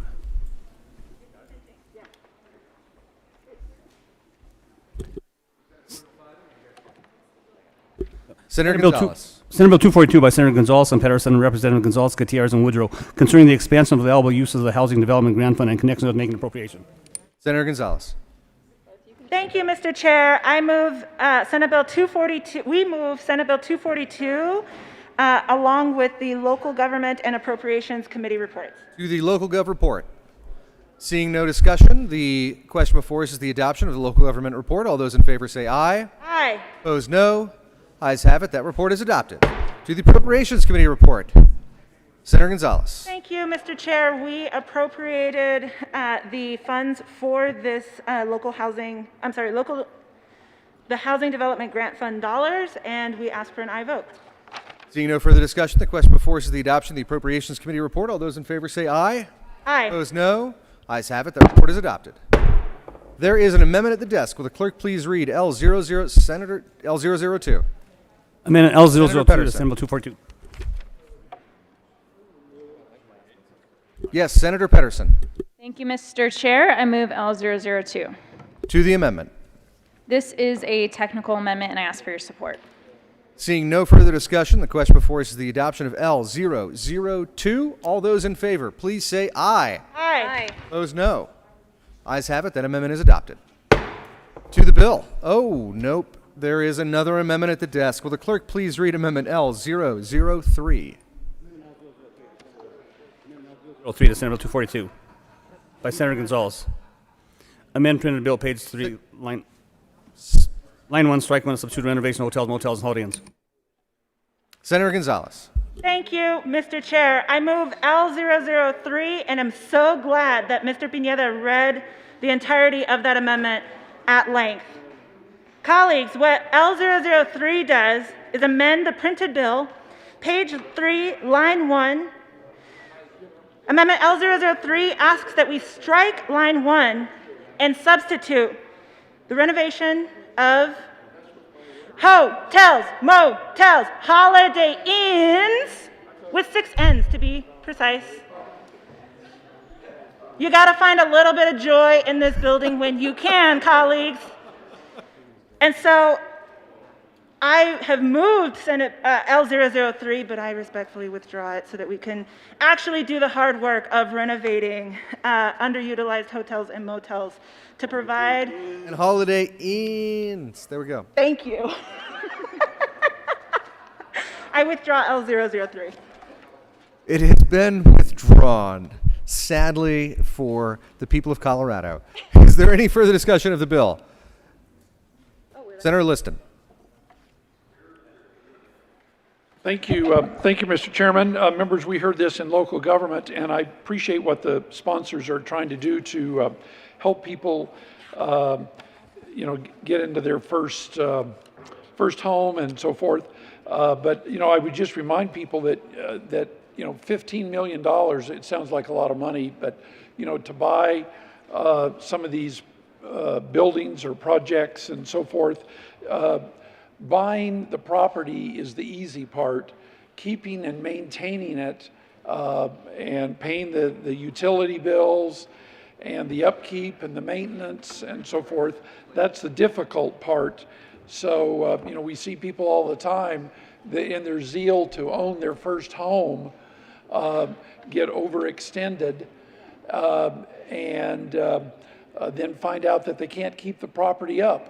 And, and also there's the adage that when people give you something, it's not quite the same as when you go out there and you build it yourself or you earn it and you learn to take care of it yourself. So, I respectfully ask for a no vote on Senate Bill 242 while I'm understand where the sponsors are coming from. I think that trying to spread this $15 million out over the entire state, if that's where it should be, it's going to be too little, too spread out, and we ought to teach people to make sure that they can take care of their property and maintain it rather than we just give it to them and it goes into further disrepair. So I respectfully ask for a no vote on 242. Senator Kirkmeyer.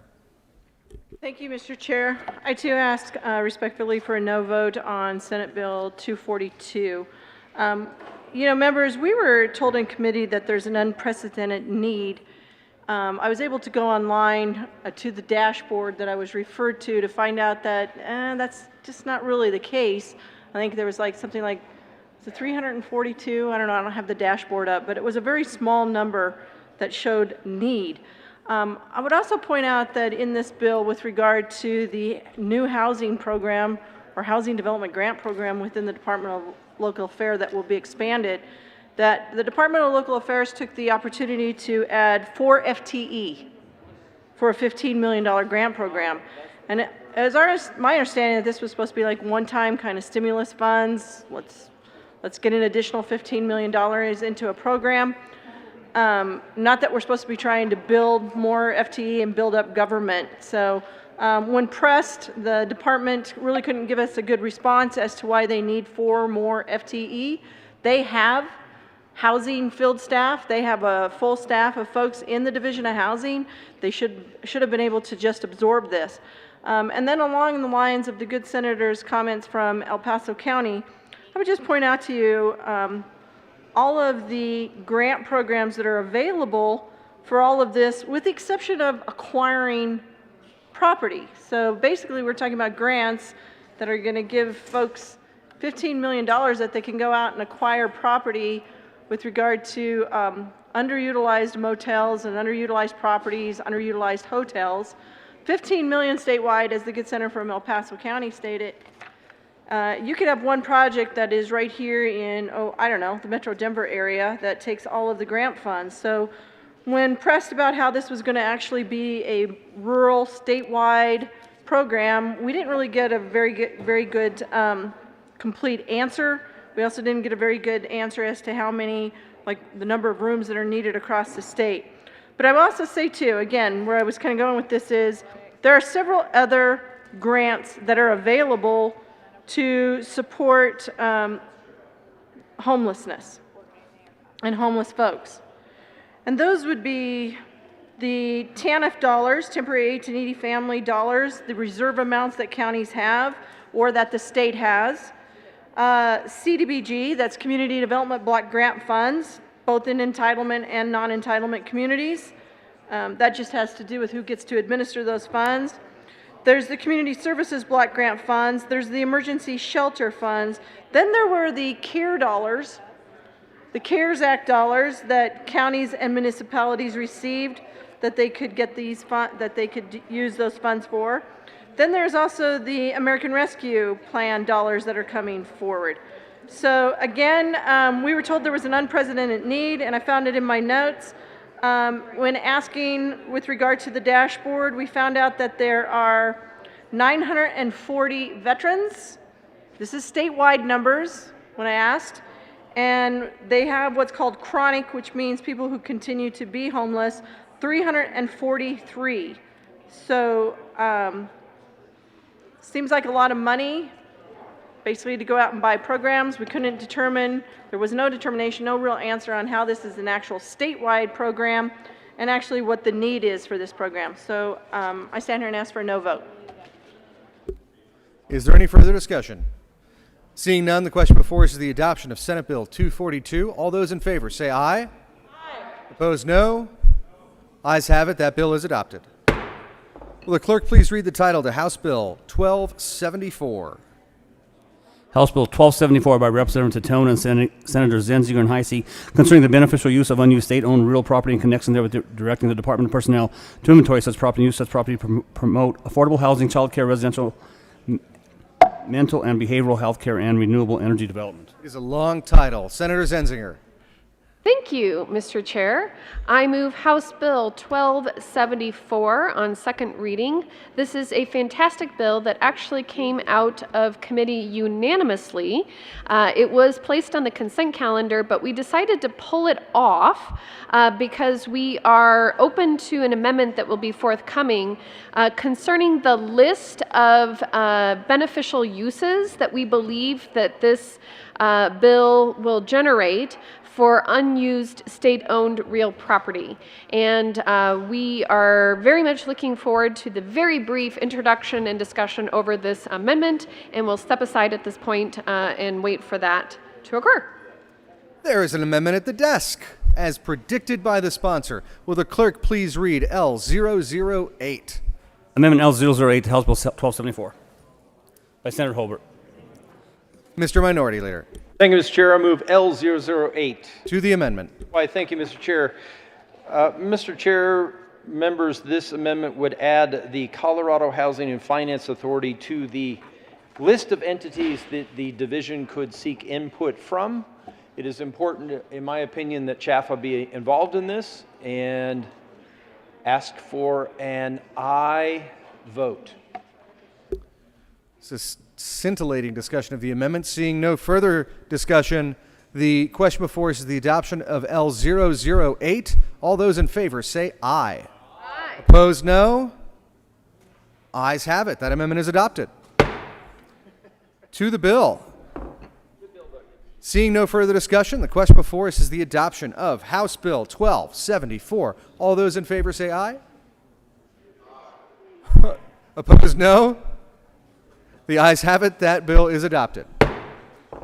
Will the clerk please read the title to House Bill 1239? House Bill 1239 by Representative Kipp and Basin Ecker and Senators Rodriguez concerning adding protections for consumers who purchase certain items and in connection therewith establishing requirements regarding the execution and enforcement of dating service contracts and automatic renewal contracts. Mr. Majority Leader. Thank you, Mr. Chair. I move House Bill 1239 lay over to the bottom of the special order second reading of bills calendar. The motion is to lay over House Bill 1239 to the bottom of the special order second reading of bills calendar. All those in favor say aye. Opposed, no. Ayes have it. That bill will be moved to the bottom of the calendar. Mr. Majority Leader. Thank you, Mr. Chair. I move House Bill 1028 lay over to the bottom of the special order second reading of bills calendar. The motion before us is to lay over House Bill 1028 to the bottom of the special order second reading of bills calendar. All those in favor say aye. Opposed, no. Ayes have it. That bill will lay over. Will the clerk please read the title to House Bill 1050? House Bill 1050 by Representative Gray and Van Winkle and Senator Bridges and Cook concerning the Workers' Compensation Act, Colorado, in connection with making changes that affect the timely payment of benefits, guardian ad litem, and conservative services, benefit offsets related to the receipt of federal disability or retirement benefits, the reduction of benefits based on apportionment, the selection of independent medical examiners, limits on temporary disability and permanent partial disability payments, the withdrawal of admissions of liability, mileage expense reimbursement, the authority of pre-hearing administrative law judges, the reopening of permanent total disability awards, and petitions for review and appeals of orders. Senator Cook. Say that again in here. Thank you, Mr. Chair. I move House Bill 1050 on special orders. Ask for an aye vote. Question before us, the adoption of House Bill 1050. All those in favor say aye. Opposed, no. Ayes have it. That bill is adopted. That was faster than reading the title. Will the clerk please read the title to House Bill 1109? House Bill 1109 by Representative Tatone and Senators Bridges and Coram concerning the Broadband Deployment Board and in connection therewith modifying the composition of the board, requiring the board to develop a request for a proposal process for deploying broadband into critically unserved areas in the state, and requiring the board to give additional consideration to proposed projects that would include discounted service for low-income households. Senator Coram. Thank you, Mr. Chair. I move House Bill 1109 and the Business and Labor Committee report and Appropriations report. Is there any discussion of Business and Labor and Technology report? Seeing none, the question before us is the adoption of that report. All those in favor say aye. Aye. Opposed, no. Ayes have it. That report is adopted. To the Appropriations Committee report. Is there any discussion? Seeing none, the question before us is the adoption of the Appropriations Committee report. All those in favor say aye. Aye. Opposed, no. Ayes have it. That report is adopted. To the bill. Is there any discussion? Senator Coram. Thank you, Mr. Chair. It was an honor to work with you on this bill. An honor to work with you, sir. I think we greatly improved the bill from what the House did. I think that's a thing that we can pat our backs on. And with the strike below and subsequent amendments, so ask for an aye vote. The bill, House Bill 1109, as amended. Thank you, Madam President. Thank you, Mr. Chair. There is a lot to like in this bill. Great, aye. No respect as president at the nothing. Absolutely nothing. Tell that to President Garcia next time he's up here. Anyways, to the bill. Thank you. This bill did some really good work that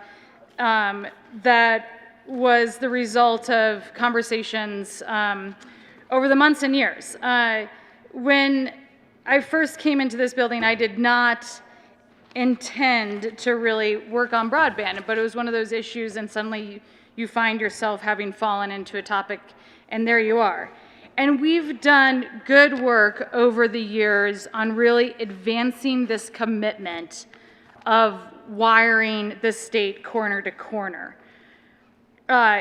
including creating the Broadband Deployment Board to award and administer grants from the Broadband Administer Fund. We did further work, complicated work, of the high-cost support mechanism, of making sure that we were directing the high-cost support mechanism in a measured and thoughtful manner towards broadband deployment. We did immense work on figuring out what the composition of this board should be, what type of broadband they should focus on, what the speed should be, how we should implement it, the timing of the grants, the hearing process, right? These were long, complicated conversations that sometimes spanned sessions, not months. This bill takes that work further towards refining the board, as well as setting up a RFP process, because what we are finding in the world of broadband is that some of the places that are most unserved are not getting picked up and identified by the market to build out broadband. And so there is agreement that a request for proposal could be the best way to move forward on that process, for us to identify where to go next and then ask for support from the market to help us get there. It also adds a new definition that will help us kind of laser focus in on the final pieces of the state that need broadband deployment.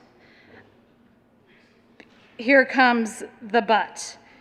But while that was all part of a long-term plan and negotiations, in the past month or so, there has been a seismic shift within this building that I think greatly impacts the future of how we deploy rural broadband in the state. And that's that we move the board from DORA into the office of the governor.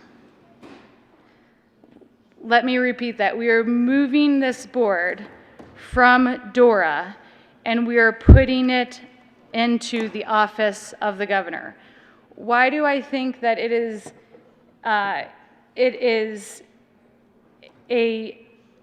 a move that could have unintended consequences, and actually I think worse than unintended consequences? I think that it could have the effect of us not reaching our goals of wiring rural Colorado, is because the broadband board being in DORA was important for them to be part of a department that was more responsible to the General Assembly and had more attachment to the will of the legislature.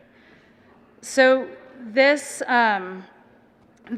bill, kind of at the end of the process and come the final machinations of it, made this what I would say is a very significant change. Now, the pushback that I've gotten on this is saying the board composition is the same, the goals are the same. Why are you so concerned about the location of the board? Well, I would ask you to think of any of these boards, which we talk about often and we think about thoughtfully. They are informed by where they live.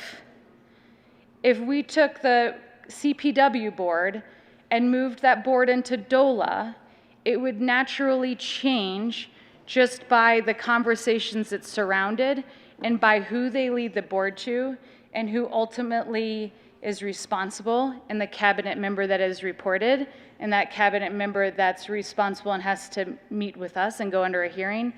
By pulling the broadband deployment board into the administrative branch, I think that the General Assembly is ceding some direction, input, and transparency into this critical aspect and promise that we have worked on for years before I even got here, and the importance of these final but complicated pieces of making sure that our state is wired from corner to corner. let me also add into this discussion, for those of you, this will be, people will have different feelings about this, but I think it might move you away from my position, or it might move you towards my position. But by taking it out of the Department of Regulatory Agencies, we are moving broadband out of a regulatory expectation. And we are moving broadband and its deployment away from a regulatory department.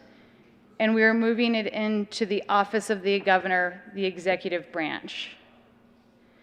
I think that broadband is absolutely critical, and it deserves to stay in DORA, and that it's important that it stays in DORA, where the General Assembly has more direct input on the leadership that works within that department, and has more, I believe, ability to impact the direction and future of broadband.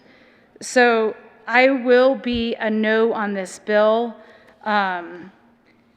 There is a lot to like in it, but at the end of the day, I think we are making a critical mistake by moving the broadband board out of DORA and into the office of the governor. With due respect to both of the sponsors, thank you for allowing me to share my concerns on this bill on the record. Thank you. Thank you, Madam President. Senator Quorum. Thank you, Mr. Chair. Thank you to the senator from Vail of bringing your concerns. And to a point, I do agree. I actually think that the first floor seems to have their thumb on every board and commission. They're both appointed.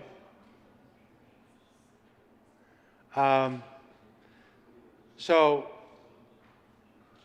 I think that it's imperative that we actually put the expertise into this bill.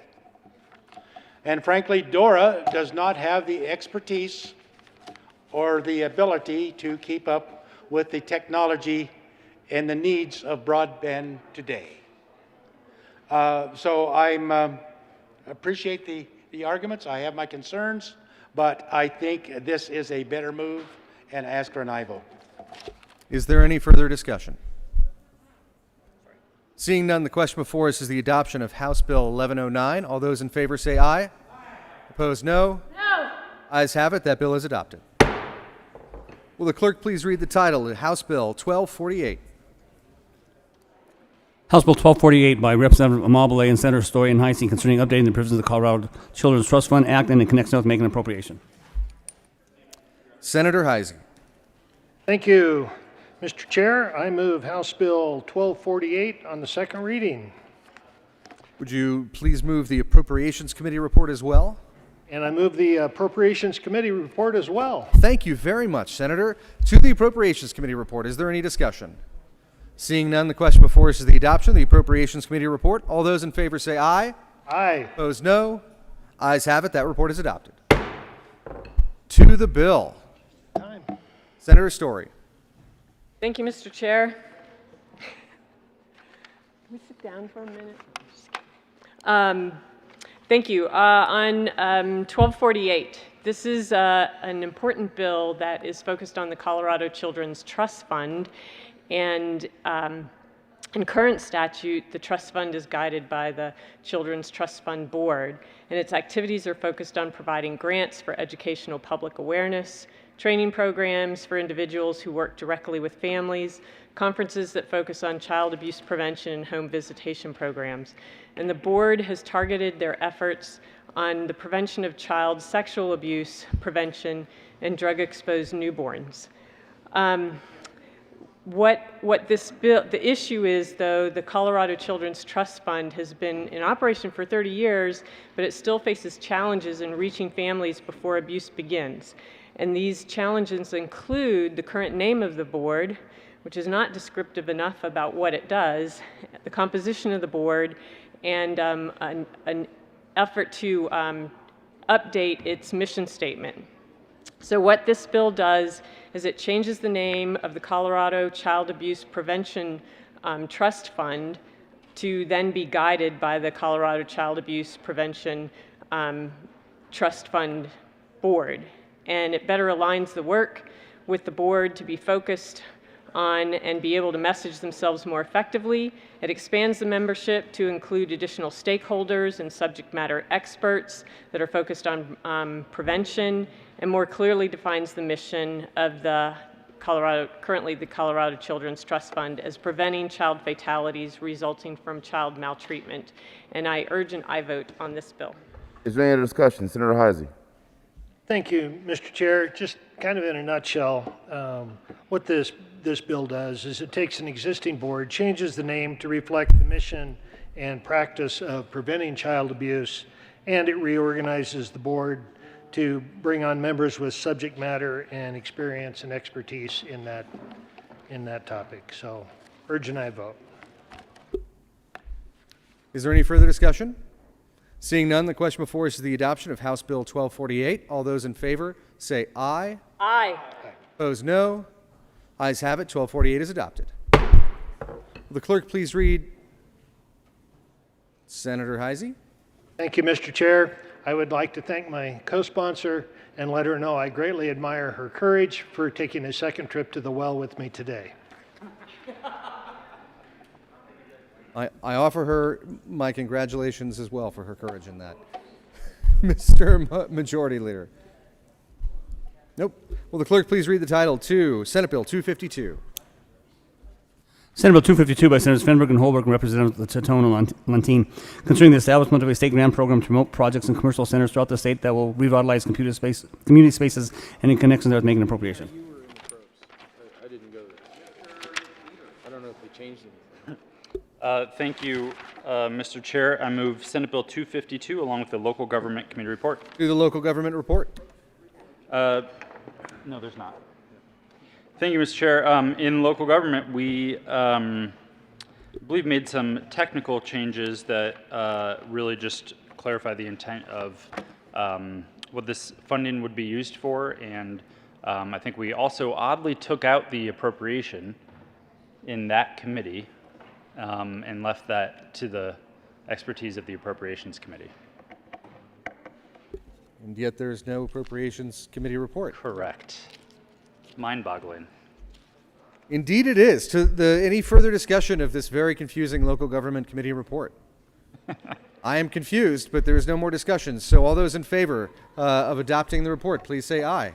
Aye. Opposed, no. Ayes have it. That report is adopted. To the bill. Mr. Leader. Covers both of us.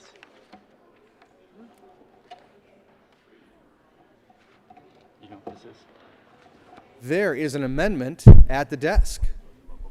Will the clerk please read Amendment L 003? 003 to Senate Bill 252. Mr. Majority Leader. Thank you, Mr. Chair. I move L003. To the amendment. Thank you, Mr. Chair. This is a very simple amendment that just simply adds the words "to the extent practicable," and it is about a local government having to, or not necessarily local government, but the recipient of the grant has to pay for at least, or fundraise outside of these sources, at least 50%, I believe is what it is. And we're saying to the extent practicable, because there was some concerns that maybe some rural and less resourced communities may not be able to do that. So we're giving a little bit more discretion to the grant makers on this particular part of the grant. Senator Liston. Thank you, Mr. Chairman. Members, I serve on the Local Government Committee, and we heard this bill just last week. No. Never mind. Seeing no further discussion of L003, the question before us is the adoption of L003. All those in favor say aye. Aye. Opposed, no. Ayes have it. That is adopted. To the bill. Thank you, Mr. Chairman. I was just warming up, you know. Members, I serve on the local government committee, in case you don't know. I want to emphasize that. And we did hear this bill just a week ago. Time flies. And this is a good bill. I've seen firsthand the results of some of the community revitalization grant program, particularly down in Trinidad, of all places. In downtown Trinidad, they've done a great job of revitalizing their downtown. They took an old department store that was very famous. I don't remember the name of it now. They've turned it into a Western museum. It's kind of almost world famous now. And also we heard very good testimony from a constituent of mine from Colorado Springs who spoke very passionately about how some of these monies and this program and what they're trying to do with the old city auditorium in downtown Colorado Springs. So I commend the sponsors. I think this program is well run and they'll use the monies wisely. I urge and I vote for Senate Bill 252. Thank you. Thank you. Is there any further discussion of Senate Bill 252? Mr. Leader. Thank you, Mr. Chair. Pleasure to work with the Majority Leader on Senate Bill 252. One of the things that I like about the bill is you can find on page 4, it talks about the potential uses of unused, underutilized state-owned property. And performance spaces is one of them. Flexible work or vendor spaces for entrepreneurs, artists, persons employed in creative industries, and artisan manufacturers. Those are all great.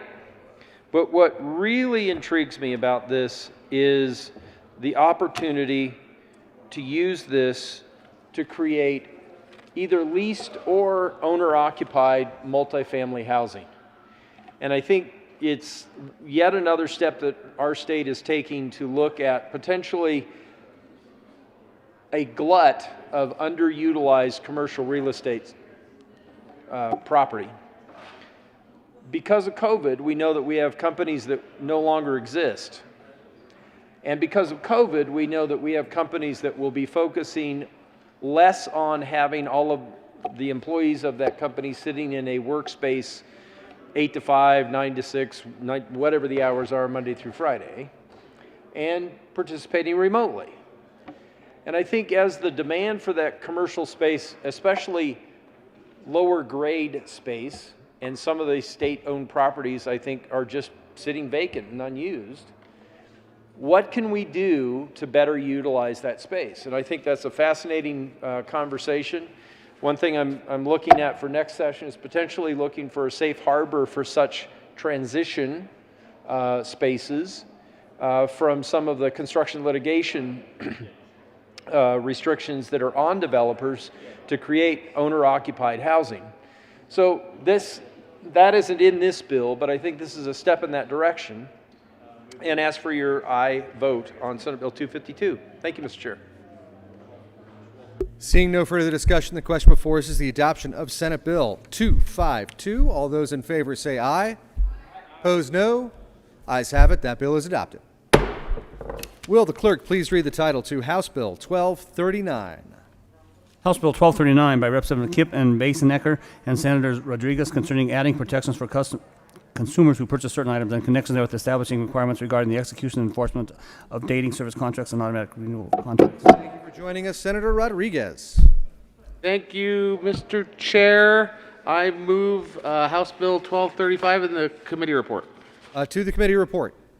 In the committee, we amended the bill to reorganize clear, conspicuous requirements to improve structure and clarity in the bill, and also made clear in-person cancellations can meet the requirements of this bill to address concerns from brick-and-mortar businesses and create separate notification requirements from physical mail to allow for delivery time. And it clarifies enforcement of the auto renewal provisions. Is there any further discussion of the Business, Labor, and Technology Committee report? Seeing none, the question before us is the adoption of that report. All those in favor say aye. Opposed, no. Ayes have it. The report is adopted. Will the clerk, Senator Rodriguez, moving too fast. Senator Rodriguez, to the bill. Thank you, Mr. Chair. Colleagues, this bill, the online dating automatic renewal cancellation bill, which was a very good joke at the house with my wife when I told her I was working on this. Gives a 3-day cooling off for social referral clubs so for automatic renewals for dating sites that they can't lock you into the payment, which is the first part of the bill. The second part of the bill is to put in better controls for people for automatic renewals for policies that are over a year long, and they must send out notification requirements. There is an amendment coming that brings clarification to some of the notification requirements that will put us in line, but I will need a senatorial 5 to get that amendment. So if anybody would like to talk about the bill while I wait for the amendment. There we go. Senator Gardner. Let's see if we can get that senatorial 5 knocked out right here. Thank you, Mr. Chair. And just because there is time for this, and we're already into my lunch hour,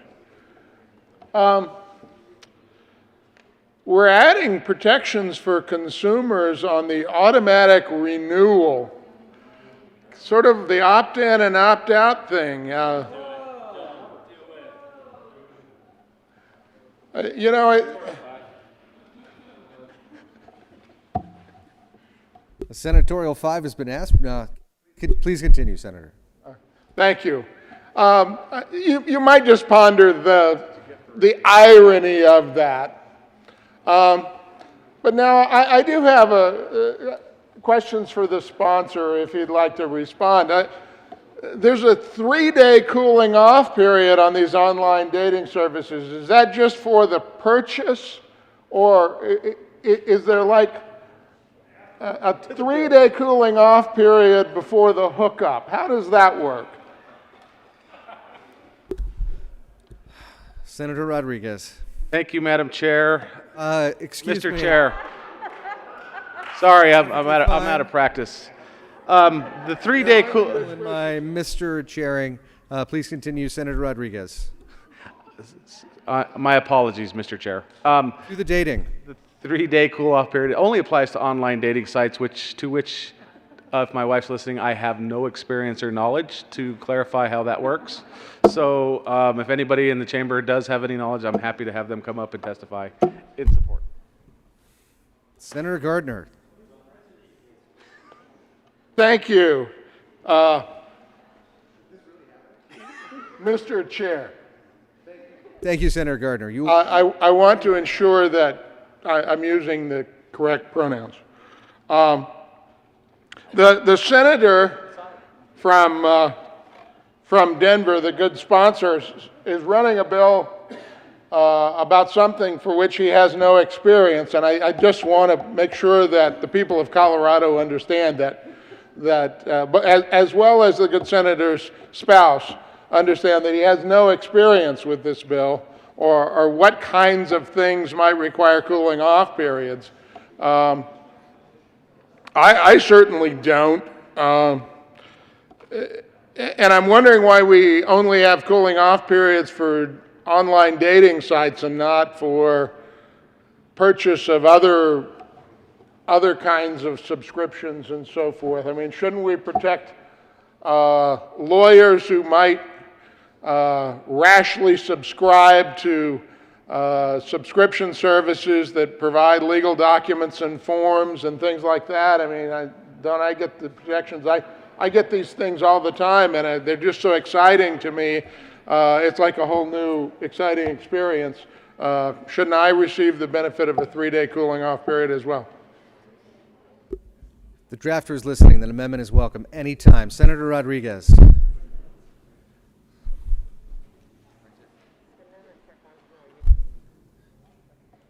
The chair would also entertain a motion to lay the bill over to the end of the calendar. Senator Rodriguez. Thank you, Mr. Chair. I don't have experience in online dating for the cool-off period, as my colleague has expressed. As many of his bills come in, I will come up and ask that question of all the legislation that we'll be passing on the misdemeanor bill, of his knowledge of all of them that he's cleaning up. Senator Gardner. Thank you, and I will welcome that for all 360 pages. That will be something that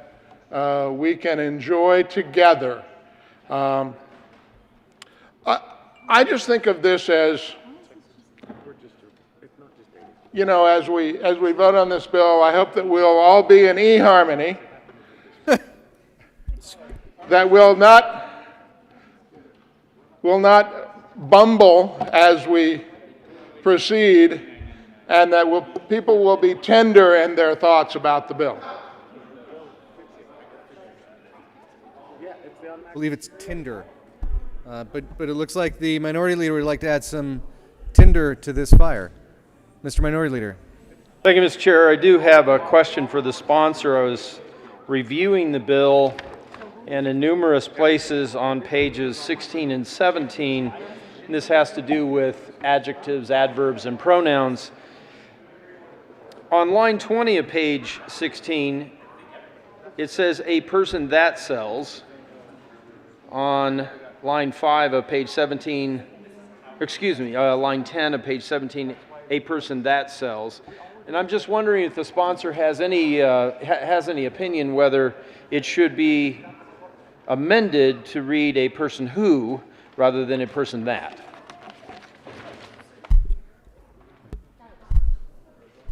I'm a little bit in disbelief this is the discussion we're having, but Senator, Mr. Minority Leader. Thank you, Mr. Chair. Seeing that the sponsor is unwilling to answer my question, I wonder if we might have a senatorial 5. I don't know, unwilling or unable are different challenges, but yes, senatorial 5 granted.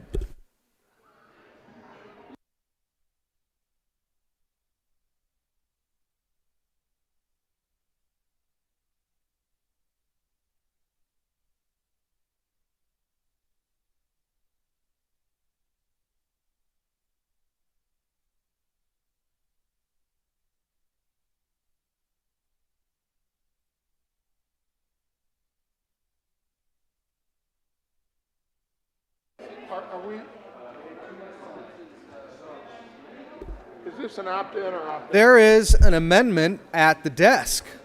Will the clerk please read Amendment L020? L020 to House Bill 1239 by Senator Priola. Senator Priola. Thank you, Mr. Chair. I request a senatorial 5.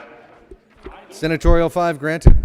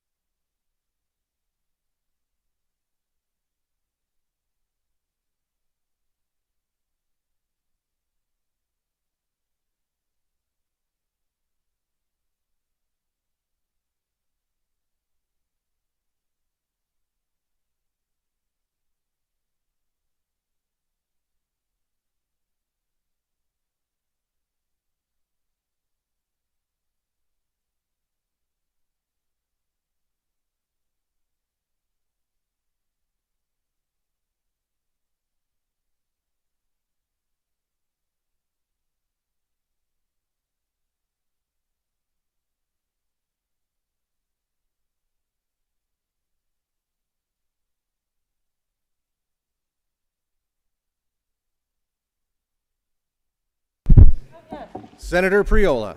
Thank you, Mr. Chair. I move Amendment L020 To the amendment. To the bill. Yeah, this is to the committee report, but what it basically does is fixes two issues that we brought up in committee. I ran two amendments that were voted down, but thanks to the folks involved, they worked out some language. And the combined amendment, 20, basically puts a window for notification that's not too close to the time there will be a charge, but not too far away from that time. And it also has a provision about contracts 12 months or over. I ask for an aye vote. Senator Rodriguez. Thank you, Madam Chair, or Mr. Chair. Man, it's cool. It's Thank cool. you, Chair. Oh, it's cool. Chairman Bridges. Yes, after the committee, the amendments, the opponents and proponents got together, clarified some wording. This offers a 25 to 40-day window for notice, protecting consumers by ensuring notice given isn't too far out nor too close to expiration. It provides a 10-day overlap with other states' requirements to give companies administrative consistency with other laws around the country. So this is a friendly amendment. I ask for an aye vote. Is there any further discussion of L020?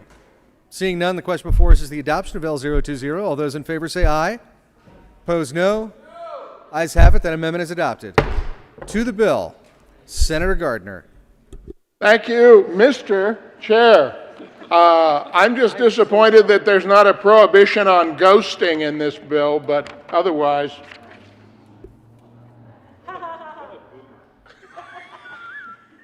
Okay, boomer.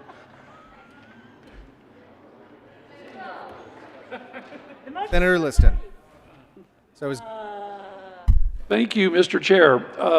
Members, I want to assure that after this bill is to my good colleagues, Senator Simpson, Senator Sonnenberg, and Senator Quorum, that this is not just for farmers only.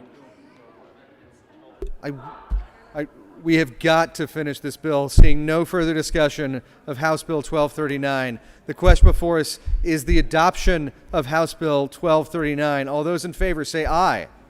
Opposed, no. No! Ayes have it. That bill is adopted. All right, to a less humorous bill, I'm hoping. Will the clerk please read House Bill 1028? House Bill 1028 by Representative Byrd and Ritz and Senator Story and Woodward. Mr. Majority Leader. Concerning Thank you, Mr. Chair. I move House Bill 1028 lay over until tomorrow. The motion before us to lay over 1028 until tomorrow. All those in favor say aye. Opposed, no? No! Ayes have it. That bill will lay over. Mr. Majority Leader. Thank you, Mr. Chair. I move the committee rise and report. Motion before us to rise and report. All those in favor say aye. All those opposed say no. Ayes have it. We will rise and report.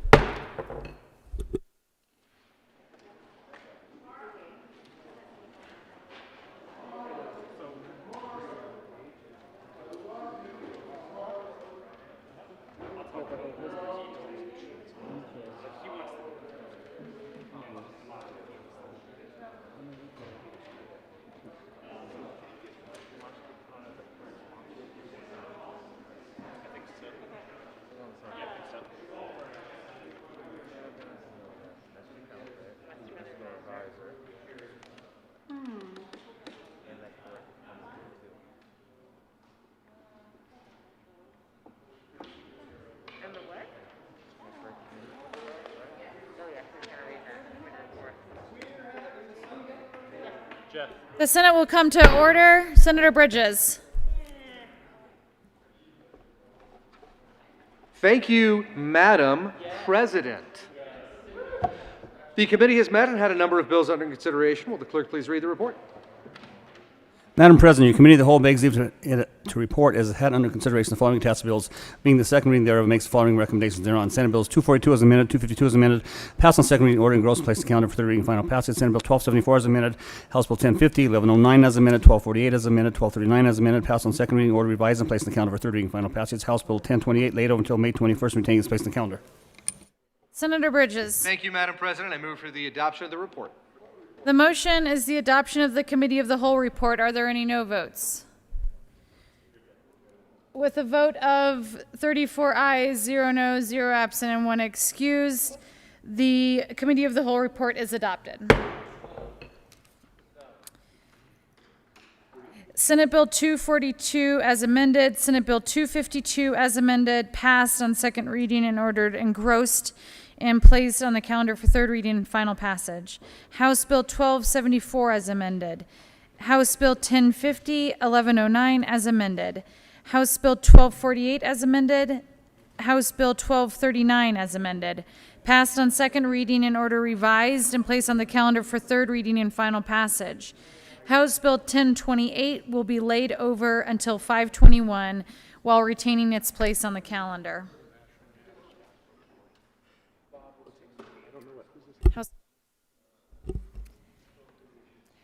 Consideration of House amendments. Will the clerk please read the title to Senate Bill 35? Senate Bill 35 by Senator Rodriguez and Representative Byrd concerning restrictions on certain practices by third-party food delivery services. Senator Rodriguez. Thank you, Madam President. I move that the Senate concur with the House amendments to Senate Bill 35. Senator Rodriguez, any further discussion on that concurrence? So, in the deliberations on the floor, under the definition of third-party food delivery service, it means any person, comma, company. We struck out the word person, so third-party delivery service means any company or website, mobile app, internet service. So it was just a taking out the word person out of the bill. I ask for an aye vote. Is there any further discussion? The motion is that the Senate concur with House amendments to Senate Bill 35. Are there any no votes? No, not a no vote.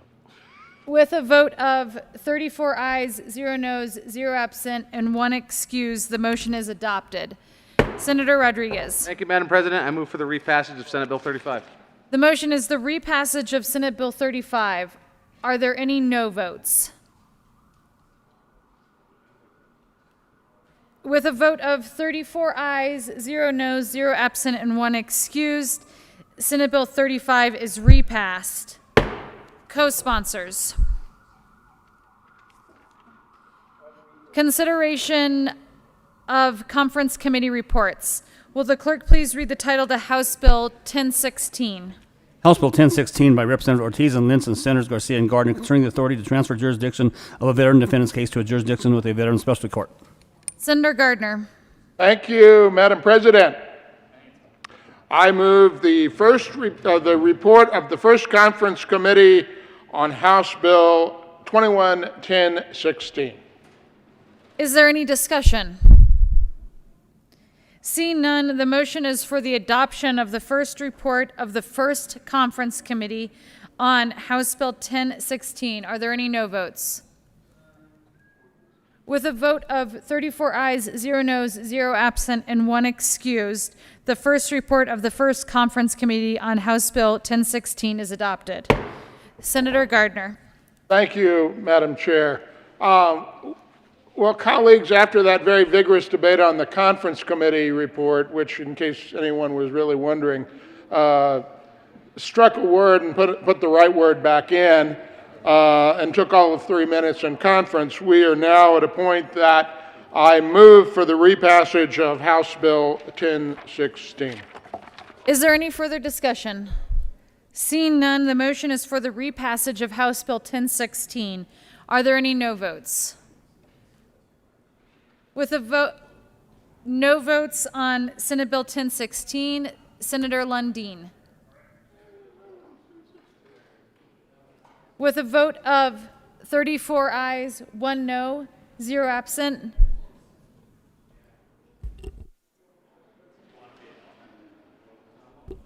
Correction.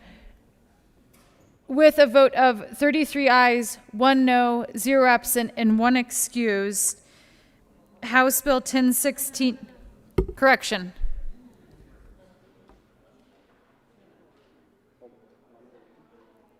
Let's do no votes on House Bill 1016. Senators Lundin, Minority Leader Holbert.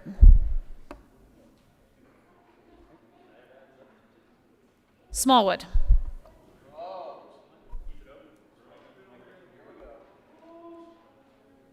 With a vote of 31 ayes, 3 noes, 0 absent, and 1 excused. House Bill 1016 is repassed. Co-sponsors. Message from the House.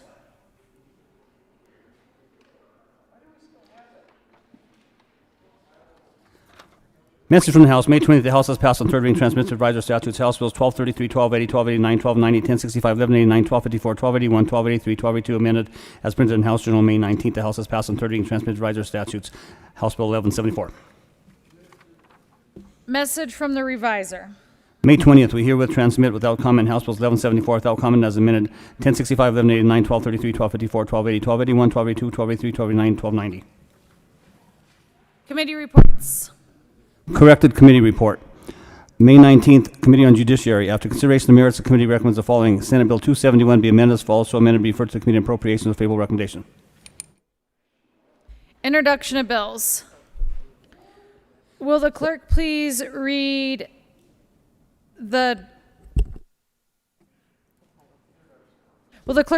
title to 284?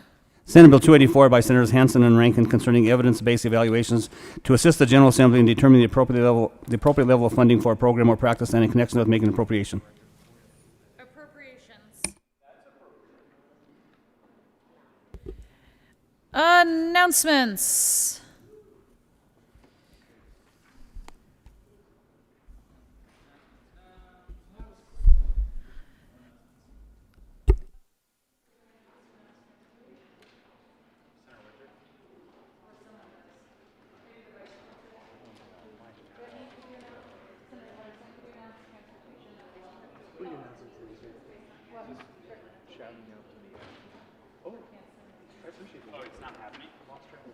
Senator Pedersen.